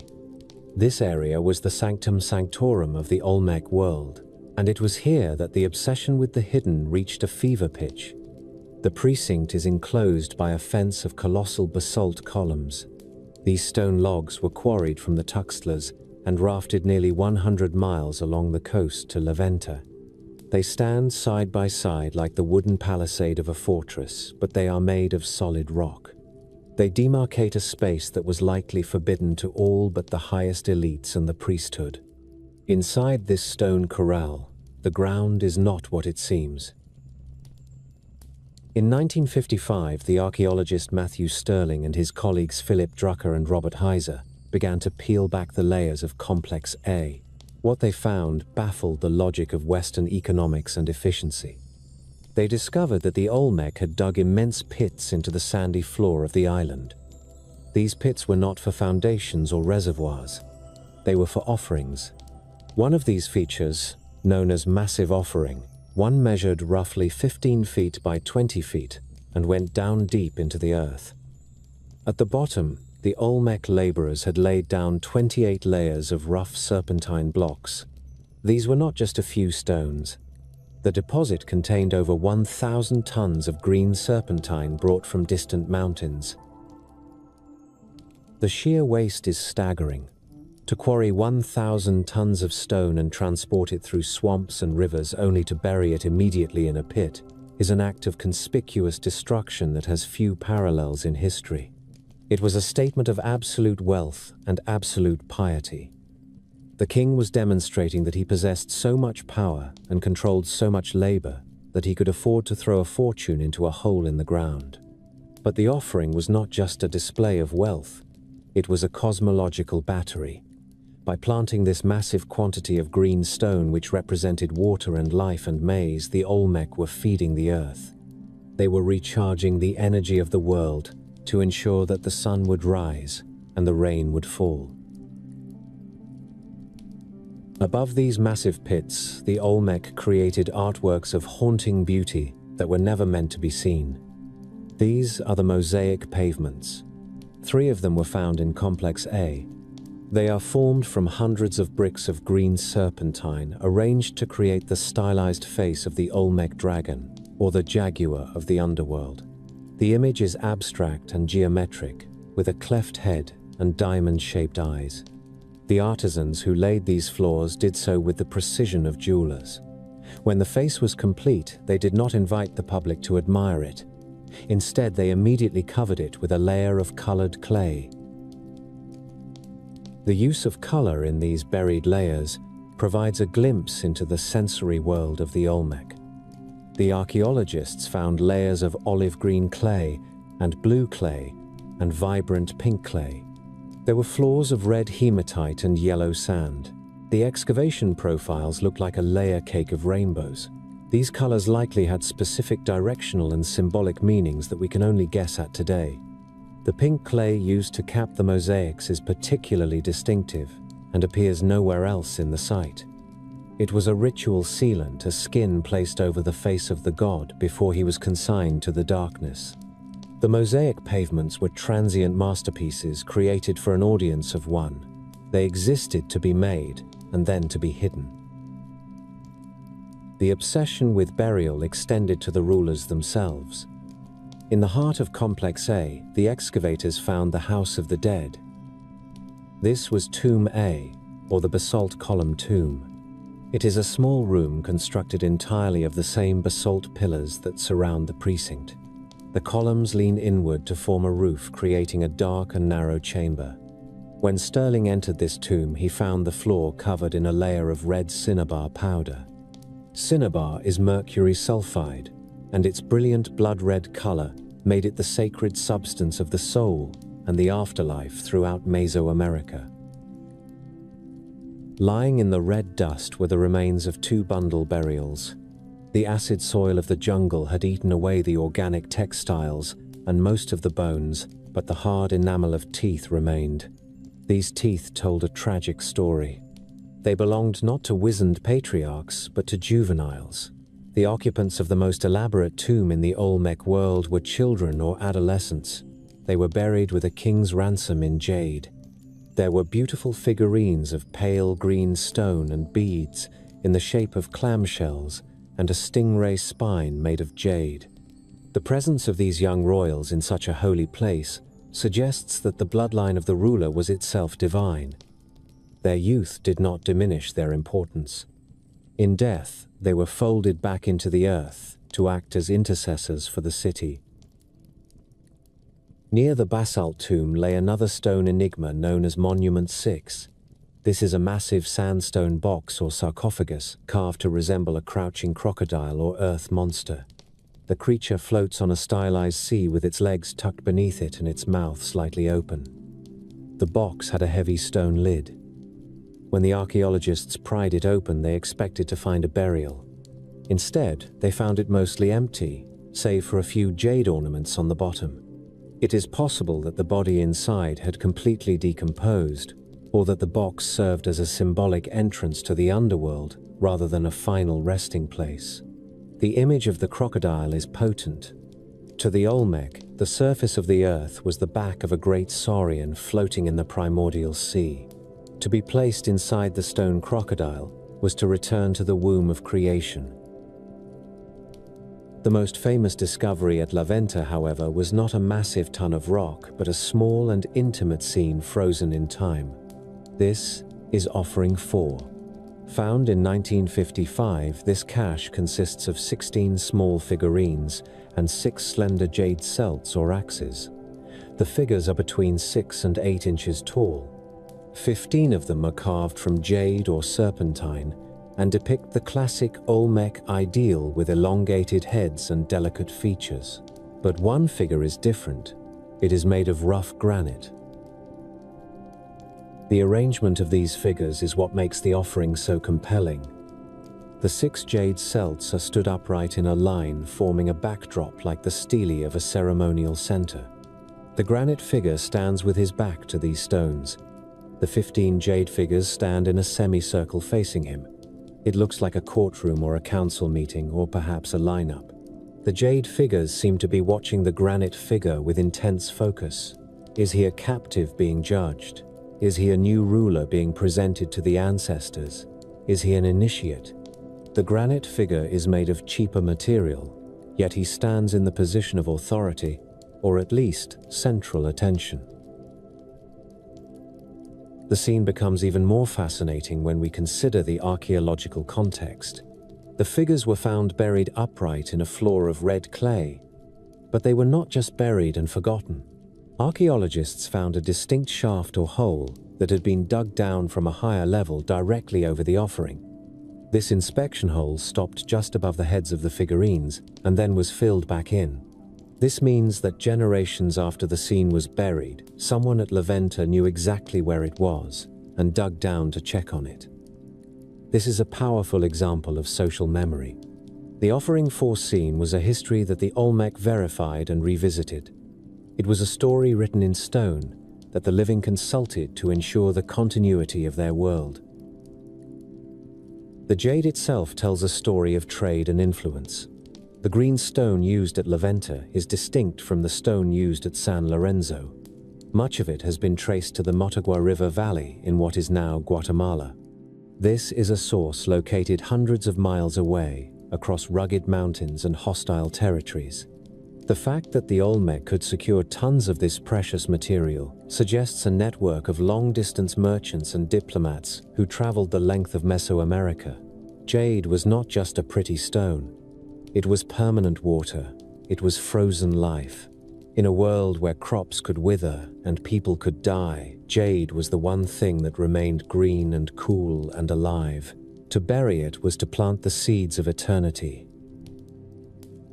The artists of La Venta did not limit themselves to the small and the hidden. They continued the tradition of the colossal heads, but with a new refinement. 4 heads were found at La Venta. They are slightly smaller than the giants of San Lorenzo, but they are carved with a sensitivity that borders on the serene. Monument 1 from La Venta is perhaps the most famous Olmec image in the world. The ruler wears a helmet decorated with jaguar claws. His face is broad and wise, with a slight frown that conveys a heavy burden of leadership. These heads were placed in a line at the northern edge of the ceremonial precinct, facing out toward the swamps, as if guarding the city from the chaotic forces of the wild. The rulers of La Venta also commissioned massive tabletop thrones, similar to those at San Lorenzo. Altar 4 is a masterpiece of political propaganda. It depicts a ruler sitting in a niche that represents the mouth of a cave. He holds a rope that winds around the base of the monument and binds a captive carved in relief on the side. The cave mouth is the portal to the underworld, and the ruler sits at the threshold mediating between the ancestors and the living. He controls the rope of kinship and the rope of captivity. He is the center of the universe. Altar 5 offers a softer but no less powerful image. On this throne, the ruler sits in the niche, holding a limp or jaguar baby in his arms. The infant has the snarling mouth of a feline and the cleft head of the maize god. This is the prince. It represents the heir to the throne and the promise of agricultural renewal. On the sides of the altar, other figures hold other wriggling supernatural infants. The message is clear. The king is the nurturer. He holds the future in his lap. The juxtaposition of the captive on altar 4 and the baby on altar 5 encapsulates the dual nature of Olmec kingship. The ruler must be a warrior who binds his enemies and a father who nurtures the gods. The layout of La Venta itself was a cosmic diagram. The city is oriented 8 degrees west of true north. This was not a mistake of surveying. It was a precise alignment with the stars. Although the specific star or constellation has shifted over 3,000 years due to the wobble of the Earth, this orientation likely tracked the path of a celestial body associated with the maize god or the jaguar. The city was a machine for tracking time. The long mounds and the central plaza were designed to stage rituals that moved in harmony with the heavens. When the priests marched in procession through Complex A, they were walking along an axis that connected the earth to the sky. Life for the common people of La Venta was lived in the shadow of this sacred geometry. They lived in pole and thatch houses on the river levees, farming the rich alluvial soil and fishing in the bayous. Their diet was rich in protein from the aquatic life of the delta. They ate excessive amounts of turtle and dog and fish. They provided the labor that built the mud mountain and dug the massive pits. In return, they received the spectacle of the rituals. They watched the smoke rise from the top of the pyramid and heard the sound of the conch shell trumpets echoing over the plaza. They saw the king emerge from the red palace wearing the skin of a jaguar and the green feathers of the quetzal. They believed that his performance kept the universe from falling apart. But the universe of La Venta was fragile. The city thrived for 400 years, a beacon of civilization in the swamp. It drew merchants and pilgrims from across Mesoamerica. It exported its style and its gods to the highlands of Mexico and the jungles of the Pacific coast. But around 400 BCE, the end came. It was not a slow fade, but a violent termination. The altars were smashed. The faces of the monuments were chipped away. The great statues were decapitated. This was not the work of invaders who destroy out of hatred. This was a ritual killing. The monuments were neutralized. The spirits that inhabited the stone were released. The city was abandoned to the encroaching jungle. The reasons for this collapse are lost. Perhaps the river changed its course again, leaving the island high and dry. Perhaps the social contract between the corn farmers and the Jade Kings finally broke under the weight of the massive offerings. Or perhaps the calendar simply ran out, and the priests decided that the cycle of Laventa was finished. The people moved on. They drifted west toward the Tuxtlas and the site of Tres Zapotes, where the flame of Olmec culture would flicker for a few more centuries. But the Golden Age was over. The great experiments in terraforming and the obsessive burying of wealth would never be repeated on such a scale. Laventa was swallowed by the green silence of the Tabasco wetlands. The Great Pyramid was overgrown until it looked like just another hill in the jungle. The mosaic masks slept beneath their pink clay shrouds. The invisible gods waited in the darkness for 2,000 years until the oilmen and the archaeologists came to wake them up. The jungle is often viewed by the modern mind as a barrier. It is a green wall that isolates villages and swallows cities, a place where the horizon is measured in arm spans and the air hangs heavy and still. But for the Olmec, the tropical lowlands were not a prison. They were a port of call. While the farmers of San Lorenzo and Laventa were rooting their lives in the muck of the river levees, their elites were casting their eyes toward the horizon. They were not content to be the masters of the swamp. They intended to be the architects of a world system that stretched from the pine forests of the central Mexican highlands to the dry scrub of the Pacific coast and the jade-rich valleys of Guatemala. This was the Olmec web. It was a network of commerce and belief that moved commodities over distances that would be exhausting even today, but more importantly, it moved ideas. It exported the software of civilization. At the heart of this network was a stone. To the Western mind, gold is the ultimate measure of value. It is imperishable and shiny and malleable. But the Olmec had no interest in gold. They lived in a world of green. They worshipped the corn that sprouted from the earth and the water that fell from the sky. Their most precious substance was one that captured the essence of both. It was jade. For the Olmec, jade was not merely a pretty gem. It was permanent water. It was frozen life. It was the breath of the soul made solid. A king who wore jade was not just displaying wealth. He was wearing the power of agricultural renewal. The specific type of stone the Olmec craved is known to geologists as jadeite. It is harder than steel. It cannot be carved with metal tools.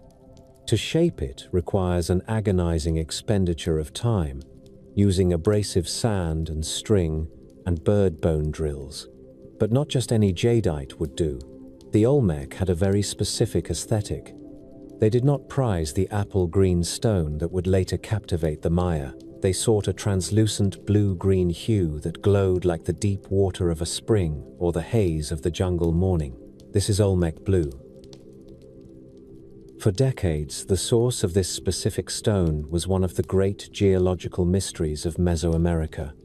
No vein of it exists in the Olmec heartland. The swamps of Tabasco are built of mud and sand, not metamorphic rock.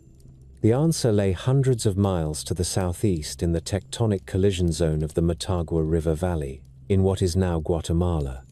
This is a landscape of violent geology where the Caribbean and North American plates grind against each other. Deep within this fault zone, under immense pressure and relatively low temperatures, fluids rich in sodium and aluminum crystallized into the jadeite that the Olmec coveted. The logistics of this trade are staggering. To bring a block of blue jade from the Motagua Valley to Laventa required a journey of over 500 miles. The route crossed formidable mountain ranges and hostile territories. It required the crossing of the Isthmus of Tehuantepec and the navigation of coastal canoe routes. The Olmec did not have beasts of burden. Every pound of stone was carried on the back of a human porter, a tlame, who trudged over the mountain passes with a tumpline across his forehead. Yet they imported tons of it. They buried it in the massive offerings at Laventa. They carved it into the delicate figurines of Offering 4. They turned it into the axes that were planted like seeds in the red clay. The existence of this supply chain implies a class of long-distance merchants who were part diplomat and part adventurer. These men, likely the precursors to the Aztec Pochteca, walked the Jaguar Road to bring the life-giving stone back to the waiting kings. But the web carried more than stone. It carried the very concept of what it meant to be civilized. This diffusion of Olmec style has sparked the fiercest intellectual battle in the history of American archaeology. It is a fight over the paternity of Mesoamerican culture. It is the war between the mother culture and the sister culture. On one side stands the mother culture hypothesis. This view, championed by pioneers like Matthew Stirling and Miguel Covarrubias, and later by Michael Coe, holds that the Olmec were the singular originators of complexity in the region. They argue that the Olmec invented the package of civilization, the pyramids, the ball game, the calendar, the divine kingship, the rain god, and exported it to the less developed savages of the highlands and the coasts. In this view, the Olmec were the Greeks of the New World, the font of all high culture. The presence of Olmec pottery and symbols in places like Oaxaca or the Valley of Mexico is seen as evidence of Olmec colonization, or at least heavy-handed missionary work. They were the teachers. Everyone else was a student. On the other side is the sister culture hypothesis. Proponents like Kent Flannery and Joyce Marcus argue that this is a simplistic and colonialist reading of history. They contend that by 1200 BCE, there were many sophisticated societies developing simultaneously across Mexico. The Zapotec in Oaxaca, the people of Tlatilco in the center, and the Mocaya on the coast were all evolving complexity on their own. They argue that the widespread use of Olmec motifs was not the result of imposition but of peer-polity interaction. The elites of these various regions were like the royal houses of Europe. They shared a common visual language of power. They swapped jade and pottery and marriage partners to reinforce their status above their own commoners. In this view, the Olmec were just the first among equals, a sister rather than a mother. For decades, this debate was waged with rhetorical daggers in seminar rooms and academic journals. It was a war of interpretation. One archaeologist would look at a pot in Oaxaca carved with a fire serpent motif and see an Olmec import. Another would look at the same pot and see a local imitation used by a social climber. There seemed to be no way to break the deadlock. The sherds could not speak. Then came the science. In the early 2000s, an archaeologist named Jeffrey Blomster decided to stop guessing and start measuring. He teamed up with chemists to use a technique called instrumental neutron activation analysis. This is the nuclear option of archaeology. By bombarding samples of pottery with neutrons and measuring the gamma rays emitted by the decaying isotopes, scientists can determine the precise chemical fingerprint of the clay. Because clay sources are geologically distinct, this method can trace a pot back to the specific pit from which the mud was dug. Blomster analyzed over 700 sherds from San Lorenzo and from sites across Mesoamerica, including San Jose Mogote in Oaxaca and Etlatongo in the Mixteca. The results, published in the journal Science in 2005, were a bombshell. The chemical data revealed that the fine white kaolin pottery carved with Olmec symbols found in the highlands was not a local copy. It was made at San Lorenzo. The Olmec were exporting their finished goods, their actual pots, to the elites of Oaxaca. But the reverse was not true. The analysis showed virtually no Oaxacan pottery ending up at San Lorenzo. The trade was a one-way street. The Olmec were pushing their high-status goods and the ideology they carried out into the world. But they were not importing the styles of their neighbors. This data struck a heavy blow for the mother culture camp. It suggested that the Olmec were indeed the dominant cultural exporters of the early formative period. They were the trendsetters. When a chieftain in the Valley of Oaxaca wanted to host a feast and prove his legitimacy, He did not serve the maize beer in a local bowl. He served it in a white beaker imported from the great capital in the swamps. He wanted a piece of the magic that radiated from San Lorenzo. The reach of this magic is visible in the site of Chalcatzingo. Located in the state of Morelos, hundreds of miles west of the Olmec heartland, Chalcatzingo sits at the foot of three dramatic igneous peaks that rise like stone towers from the valley floor. It is a place of natural power, and it is here that the Olmec left one of their most indelible marks outside of the Gulf Coast.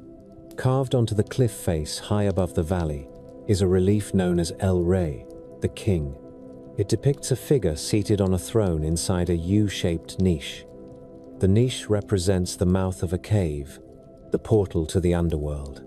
Scrolls of mist or smoke issue from the cave mouth. Outside, rain clouds gather, shedding water on the earth. The iconography is pure Olmec. It is the same visual language found on the altars of La Venta. The figure wears the headdress of a rainbringer. He sits at the axis of the world, mediating between the stone and the sky to ensure fertility. But this is not in Tabasco. It is in the Central Highlands. The presence of such a monumental carving suggests that Chalcatzingo was more than just a trading partner. It was an outpost of the faith. Whether it was an Olmec colony or a local pilgrimage site that adopted Olmec religion is still debated, but the message on the rock is clear. The power of the jaguar and the rain god was not confined to the swamp. It had colonized the mountains. Further to the west, in the state of Guerrero, lies the site of Teopantacuanitlan. Here, in a dry valley far from the humid rubber country, archaeologists discovered a sunken patio lined with 4 monoliths. These stones are carved in the shape of inverted T's and bear the snarling face of the Olmec word jaguar. They are fierce and distinct. The sunken court itself is an architectural feature that mimics the sacred spaces of the Olmec capitals. The fact that such specific religious architecture was replicated so far away suggests that the Olmec web was not just about exchange, it was about conversion. The local elites were buying into the Olmec way of understanding the cosmos. They were building their own theaters of the supernatural, using the script written in San Lorenzo. This web of interaction also included the exchange of the most potent of all transformative substances, iron ore. In the valleys of Oaxaca and Chiapas, the Olmecs sourced magnetite, ilmenite, and hematite. These heavy, metallic stones were not used for tools, they were used for magic.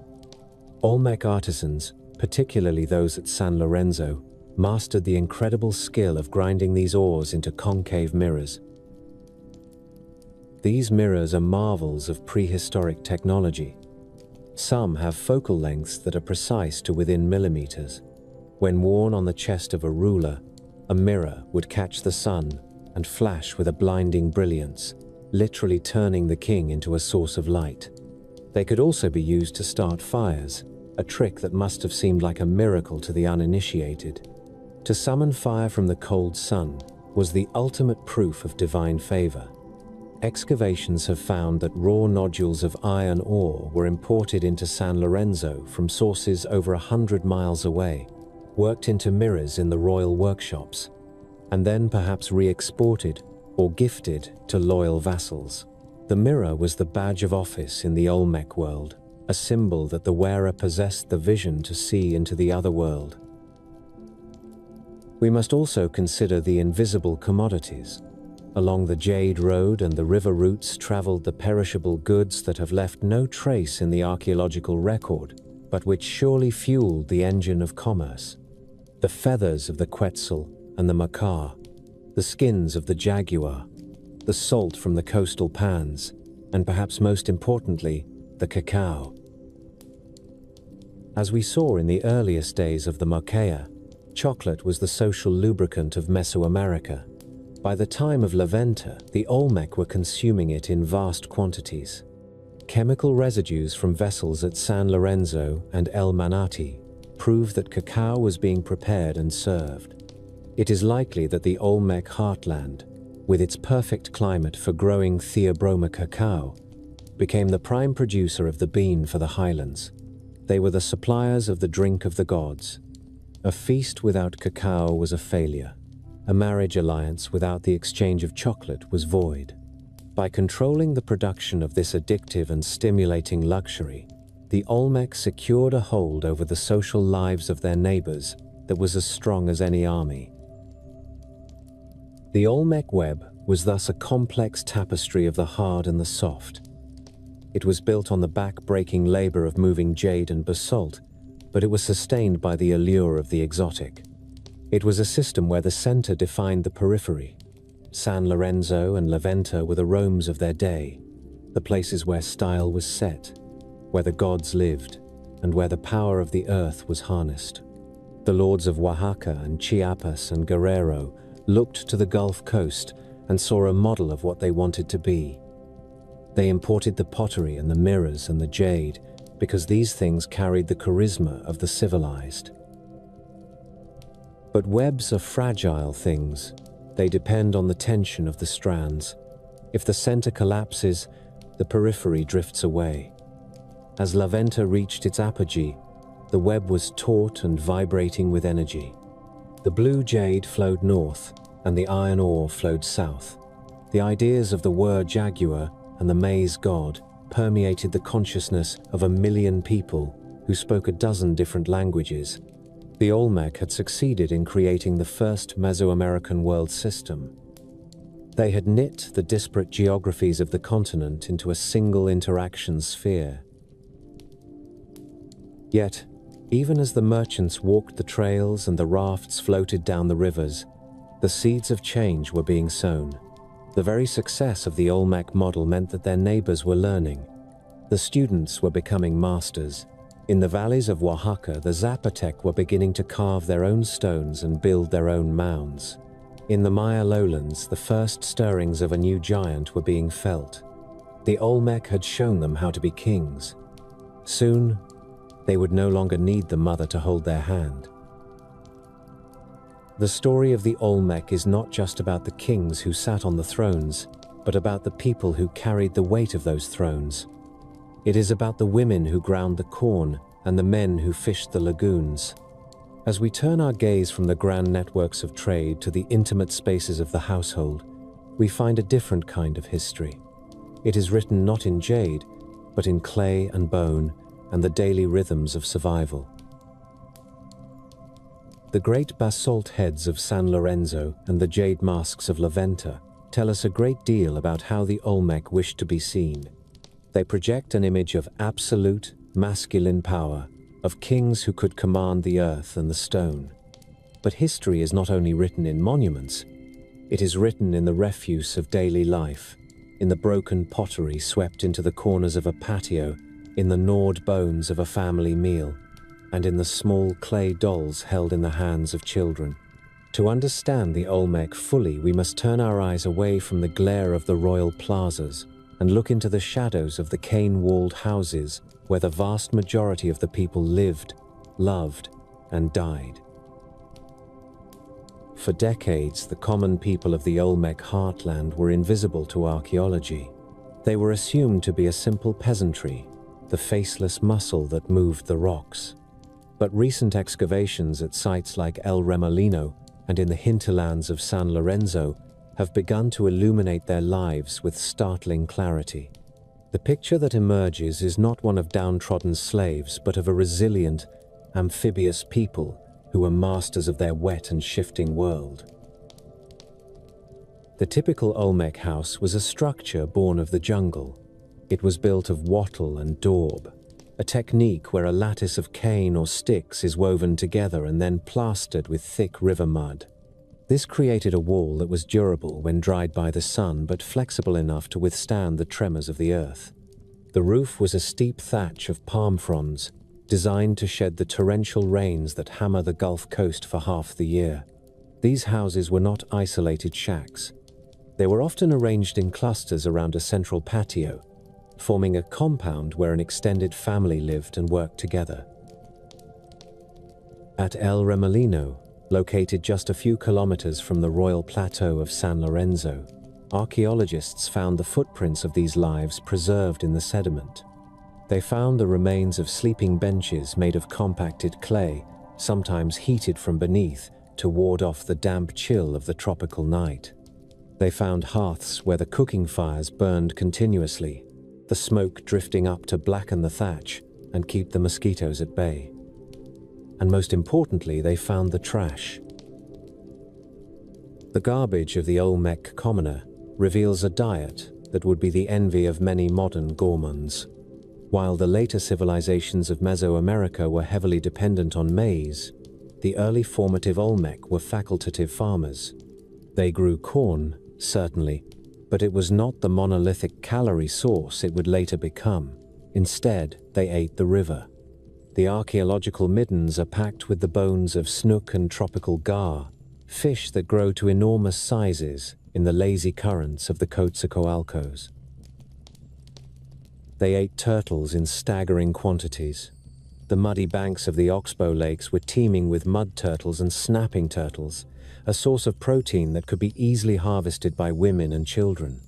During the dry season, as the floodwaters receded, the Olmec practiced recession harvesting, scooping up fish and turtles trapped in the shrinking pools. They smoked the surplus meat over slow fires, preserving it for the lean months.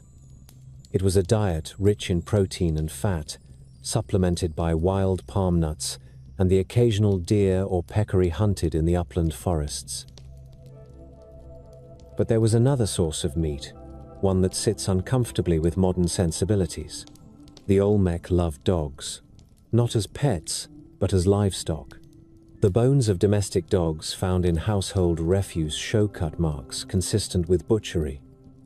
These dogs were likely fattened on maize and scraps, serving as a reliable source of meat for feasts or times of scarcity. The bond between the Olmec and the dog was complex. The animal was a companion, a guardian of the journey to the afterlife, and a source of sustenance. Within these households, the division of labor was not as rigid as once thought. The traditional narrative of Mesoamerican archaeology has often sidelined women, relegating them to the kitchen and the weaving loom. But the artifacts tell a different story. In the trash pits of San Lorenzo and La Venta, mixed in with the fish bones and the broken pots, are thousands of ceramic figurines. For a long time, these were dismissed as mere toys or fertility charms. But a closer look by scholars like Anne Cyphers and Billy Follansbee has revolutionized our understanding of Olmec gender. Many of these figurines depict women. They are not the shy, retiring figures of Victorian imagination. They are shown in positions of authority and activity. Some wear the helmet-like headdresses associated with the ball game or ritual combat. Others stand in assertive poses, wearing elaborate costumes that mirror the regalia of the stone monuments.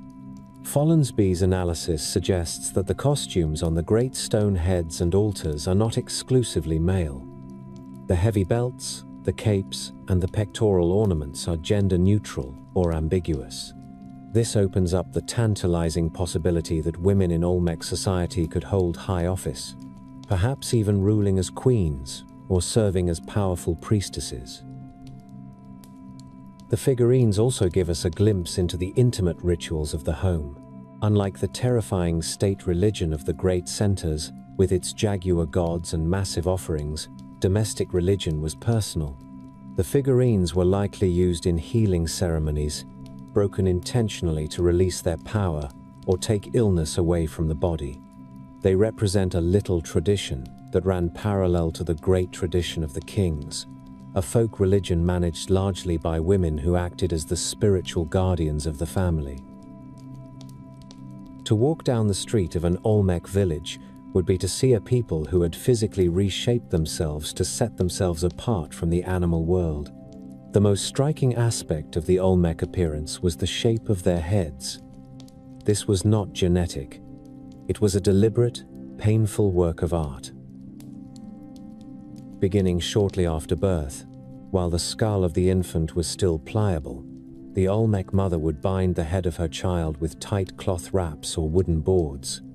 This process, known as cranial modification, forced the skull to grow upwards and backwards, creating a tall, pear-shaped profile. Why would a mother inflict such discomfort on her newborn? The theories are many. Some scholars argue that the elongated head was meant to mimic the shape of an ear of corn, the sacred plant that sustained life. By shaping the child's head, the parents were dedicating them to the maize god, turning the human body into a vessel of agricultural fertility. Others, like Peter First, have argued that the shape was meant to resemble the jaguar, the supreme predator of the jungle. The high, cleft forehead seen in so many Olmec sculptures is the jaguar paw motif, a sign of power and shamanic potential. Whatever the symbolic reason, the social function was clear. To have a modified head was to be a proper human being. It was a permanent marker of identity that distinguished the civilized Olmec from the barbarians of the forest. It was a signal that one had been cared for, that one belonged to a lineage that knew the proper rituals of life. The modification of the body extended to the teeth. High-status Olmecs filed their incisors into points or inlaid them with small discs of jade and pyrite. When a king smiled, his mouth flashed with green and gold, a terrifying display of wealth and hardness. This was a society where the boundary between the body and the ornament was blurred. The jade ear spools, the heavy necklaces, the mirrors strapped to the chest. These were not just jewelry. They were parts of the social self, extensions of the soul. And what of the soul? The Olmec did not view the human spirit as a single, indivisible spark enclosed within the body. Their view of the self was permeable and expansive. This brings us to the most debated and electrifying concept in Olmec studies, the Nahual. In the indigenous belief systems of Mesoamerica, which almost certainly have their roots in the Olmec past, powerful individuals possess a coessence or a spirit double in the animal world. This is the Nahual. A great king does not just rule men, he shares a soul with a jaguar. When the king sleeps, his soul prowls the jungle in the form of the great cat. If the jaguar is wounded, the king bleeds. This spiritual connection gave the ruler the ability to cross between worlds, to see in the dark, to wield the power of the wild. This ideology of transformation is everywhere in Olmec art. We see it in the transformation figures, exquisite jade statuettes that show a human in the process of becoming a jaguar. The posture is often crouching, the hands turning into paws, the human face contorted in a snarl that reveals fangs. These are not images of a god. They are snapshots of a trance. Shamanic transformation was likely induced by a potent cocktail of ritual techniques. The Olmec were master herbalists. The jungle pharmacy provided the Bufo marinus toad, whose glands secrete a powerful hallucinogen. It provided the morning glory seed and the psilocybin mushroom. It is easy to imagine the scene in the sanctuary of the Red Palace or the enclosed court of La Venta, the air thick with copal incense, the rhythmic chanting of the priests, the king consuming the sacred substance and beginning to shake, his eyes rolling back as the human world dissolved and the jaguar soul took over. But the jaguar was not the only avatar of the divine. For years, scholars described the strange, pouty-mouthed figures in Olmec art as jaguars. But recent iconographic studies have complicated this picture. The cleft head, the toothless gum, the spread legs. These features also resemble the toad, the creature that sheds its skin and sings the coming of the rain. They resemble the harpy eagle, the ruler of the sky. They resemble the crocodilian, the earth monster itself. The jaguar soul might be better understood as a sorcerer soul, a fluidity of being that allowed the Olmec elite to claim dominion over all the forces of nature. They were the masters of the biological world. They controlled the breeding of the corn and the flow of the water. They modified their own bone and flesh. They consumed the body of the god in the form of chocolate and blood. One object encapsulates this shamanic power more than any other: the iron ore mirror. Excavated in the royal tombs and caches of Laventa, these concave mirrors are marvels of lapidary technology. Made of magnetite, ilmenite, or hematite, they are ground to such a perfect parabolic curve that they can focus a beam of light. When worn on the chest of a ruler, the mirror did not just reflect the viewer. It inverted the image. If you looked into the mirror of a king, you saw yourself upside down. You were entering a different reality. The mirror was a portal. It was also a weapon. By catching the rays of the sun, the king could direct a blinding flash of light, literally channeling the power of the sun god.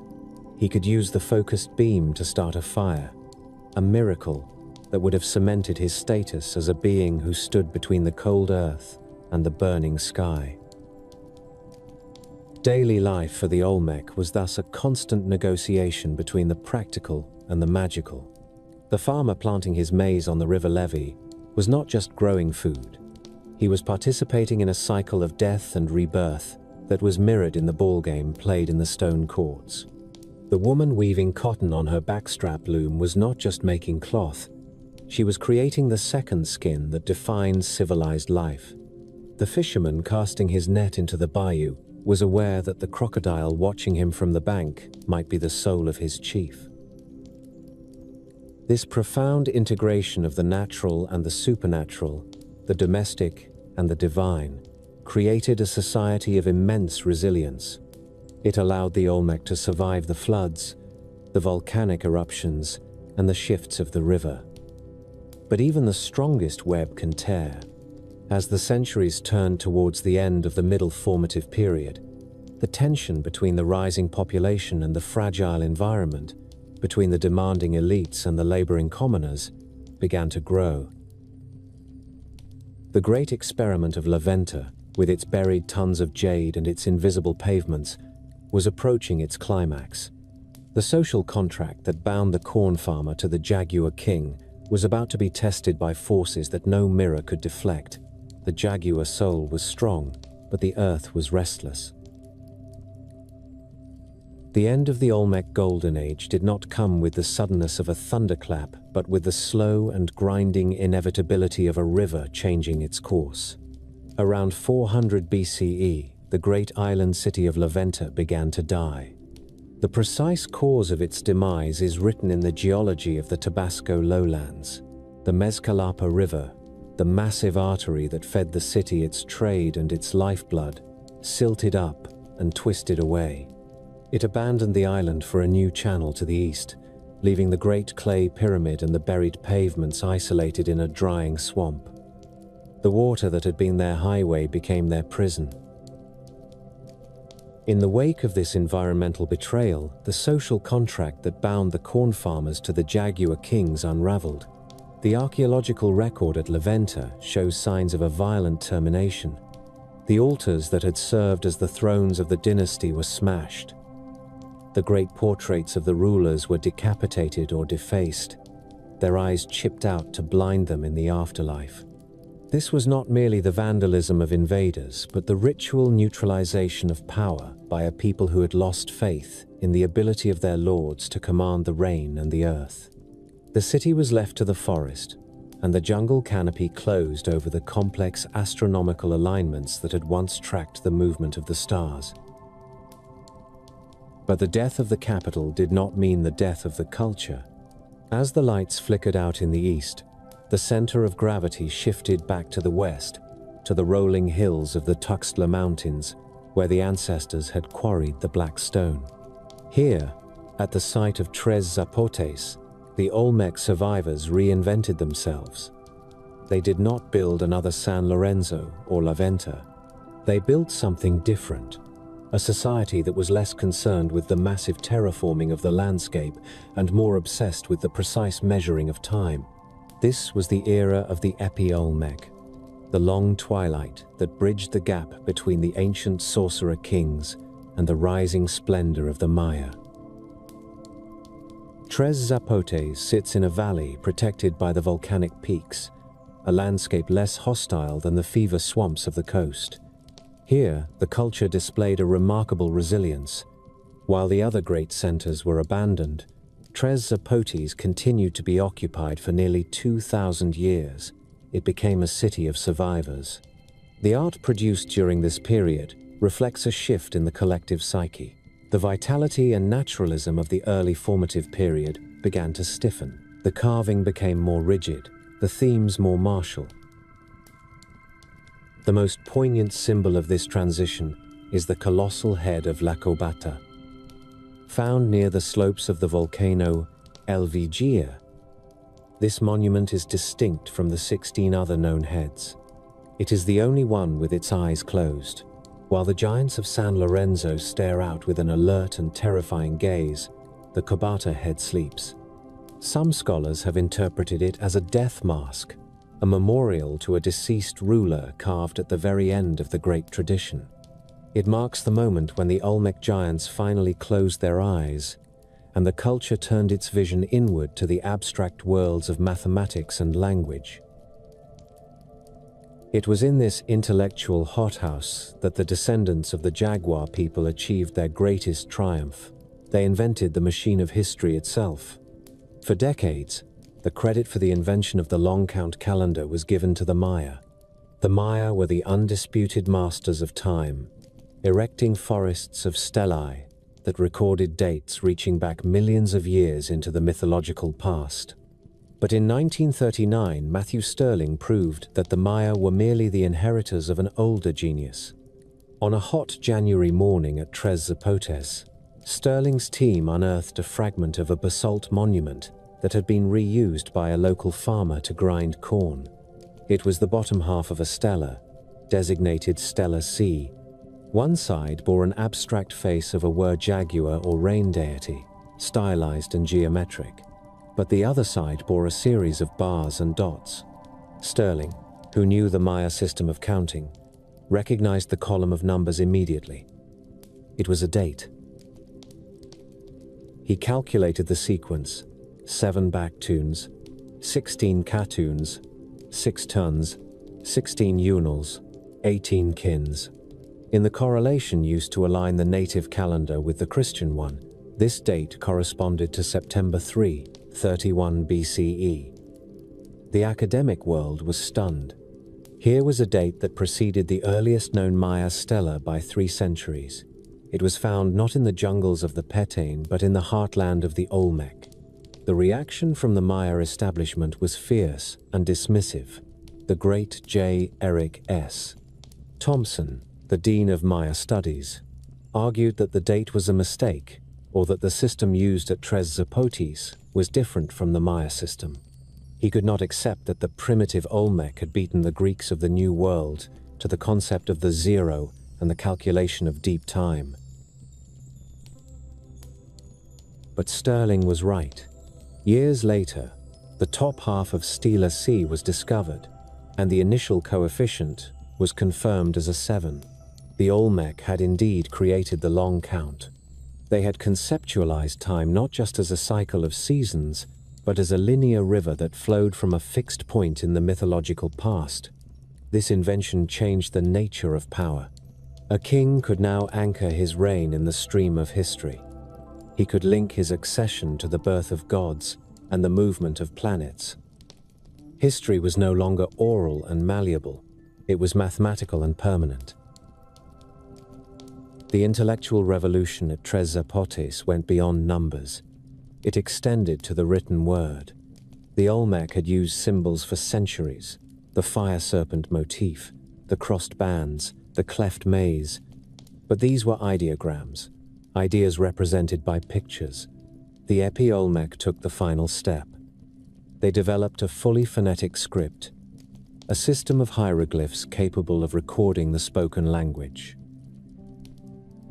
The evidence for this literacy comes from a handful of precious objects that are among the most enigmatic in the Americas. The first is the Tuxtla statuette. Found in 1902 by a farmer plowing a field near San Andres Tuxtla, it is a small, portable figure carved from green jadeite. It depicts a man wearing a bird mask, a duck bill covering his nose and mouth. He wears a cape of feathers. But the true treasure is incised on his skin. The figure is covered in columns of fine, complex glyphs. For nearly a century, the Tuxtla statuette was a silent mystery. Then, in 1986, a fisherman on the Aquila River pulled a massive slab of limestone from the muddy water. It was the La Mohara Stela. The stone was covered in over 400 glyphs, the longest text ever found from this early period. It depicted a warrior king, the Harvester Mountain Lord, standing in an elaborate costume, surrounded by the story of his reign. In the 1,990 seconds, the linguists John Justison and Terence Kaufman undertook the heroic task of deciphering this script. They identified the language not as Maya, but as Zoquian, the ancestral tongue of the Olmec people. By comparing the glyphs to the reconstructed vocabulary of Proto-Mixozoc, they began to make the stones speak. The text on the La Mohara Stela was not a hymn to the gods. It was a political manifesto. It spoke of warfare, of the capture of enemies, of ritual bloodletting, and of the accession of the king. It recorded the exact dates of these events, tying the biography of the ruler to the movement of Venus and the moon. This decipherment revealed the final transformation of the Olmec soul. The shaman who turned into a jaguar had become the king who wrote history. The fluid, magical world of San Lorenzo, where the boundary between human and animal was porous, had hardened into the rigid, political world of the state. The Harvester Mountain Lord did not need to show himself holding a wer-jaguar baby to prove his power. He proved it with a text that could be read by his subjects and his enemies. Yet, even as they mastered time and writing, the political cohesion of the Olmec heartland was fracturing. The environmental pressures that had destroyed La Venta continued to mount. Volcanic eruptions in the Tuxtlas covered the fields in ash. The river systems remained unstable. The population, now dense and stratified, pressed against the limits of the land. The trade networks that had once brought blue jade from Guatemala and iron ore from Oaxaca began to break down. The Olmec web disintegrated. By 300 CE, the distinct style that we call Olmec had faded. The carving of colossal heads ceased. The production of the baby-faced figurines ended. The great earthen pyramids of La Venta were overgrown, becoming indistinguishable from the hills. To the west, the city of Teotihuacan was rising to become the new master of central Mexico. To the east, the Maya city-states were beginning their ascent to the classic splendor of Tikal and Palenque. The Olmec were eclipsed. But they did not vanish. A culture does not die when its monuments stop being built. It dies when its ideas are forgotten. And by that measure, the Olmec never died. They achieved the ultimate victory of any civilization. They became the invisible foundation of everything that followed. When a Maya king ascended the throne in 700 CE, he held a scepter containing the spirit of the Olmec corn god. When an Aztec priest sacrificed a victim on the great temple of Tenochtitlan in 1500 CE, he was reenacting a ritual codified in the swamps of El Manatee 3,000 years earlier. The ball game, the calendar, the concept of the 4 quarters of the universe, the association of the color green with life and royalty, the jaguar as the avatar of the night sun, all of these were Olmec inventions. They were the mother culture, not because they ruled an empire of soldiers, but because they ruled an empire of the mind. The Olmec were the pioneers who walked into the wet, chaotic wilderness of the Gulf Coast and saw a geometric order. They looked at the shapeless mud and saw a pyramid. They looked at a rough boulder and saw the face of a king. They looked at the stars and saw a clock. In the humid silence of the tropical lowlands, they lit a fire of human creativity that would burn for 3 millennia, a fire that was eventually extinguished by the Spanish conquest, but whose embers still glow in the indigenous communities of Mexico today.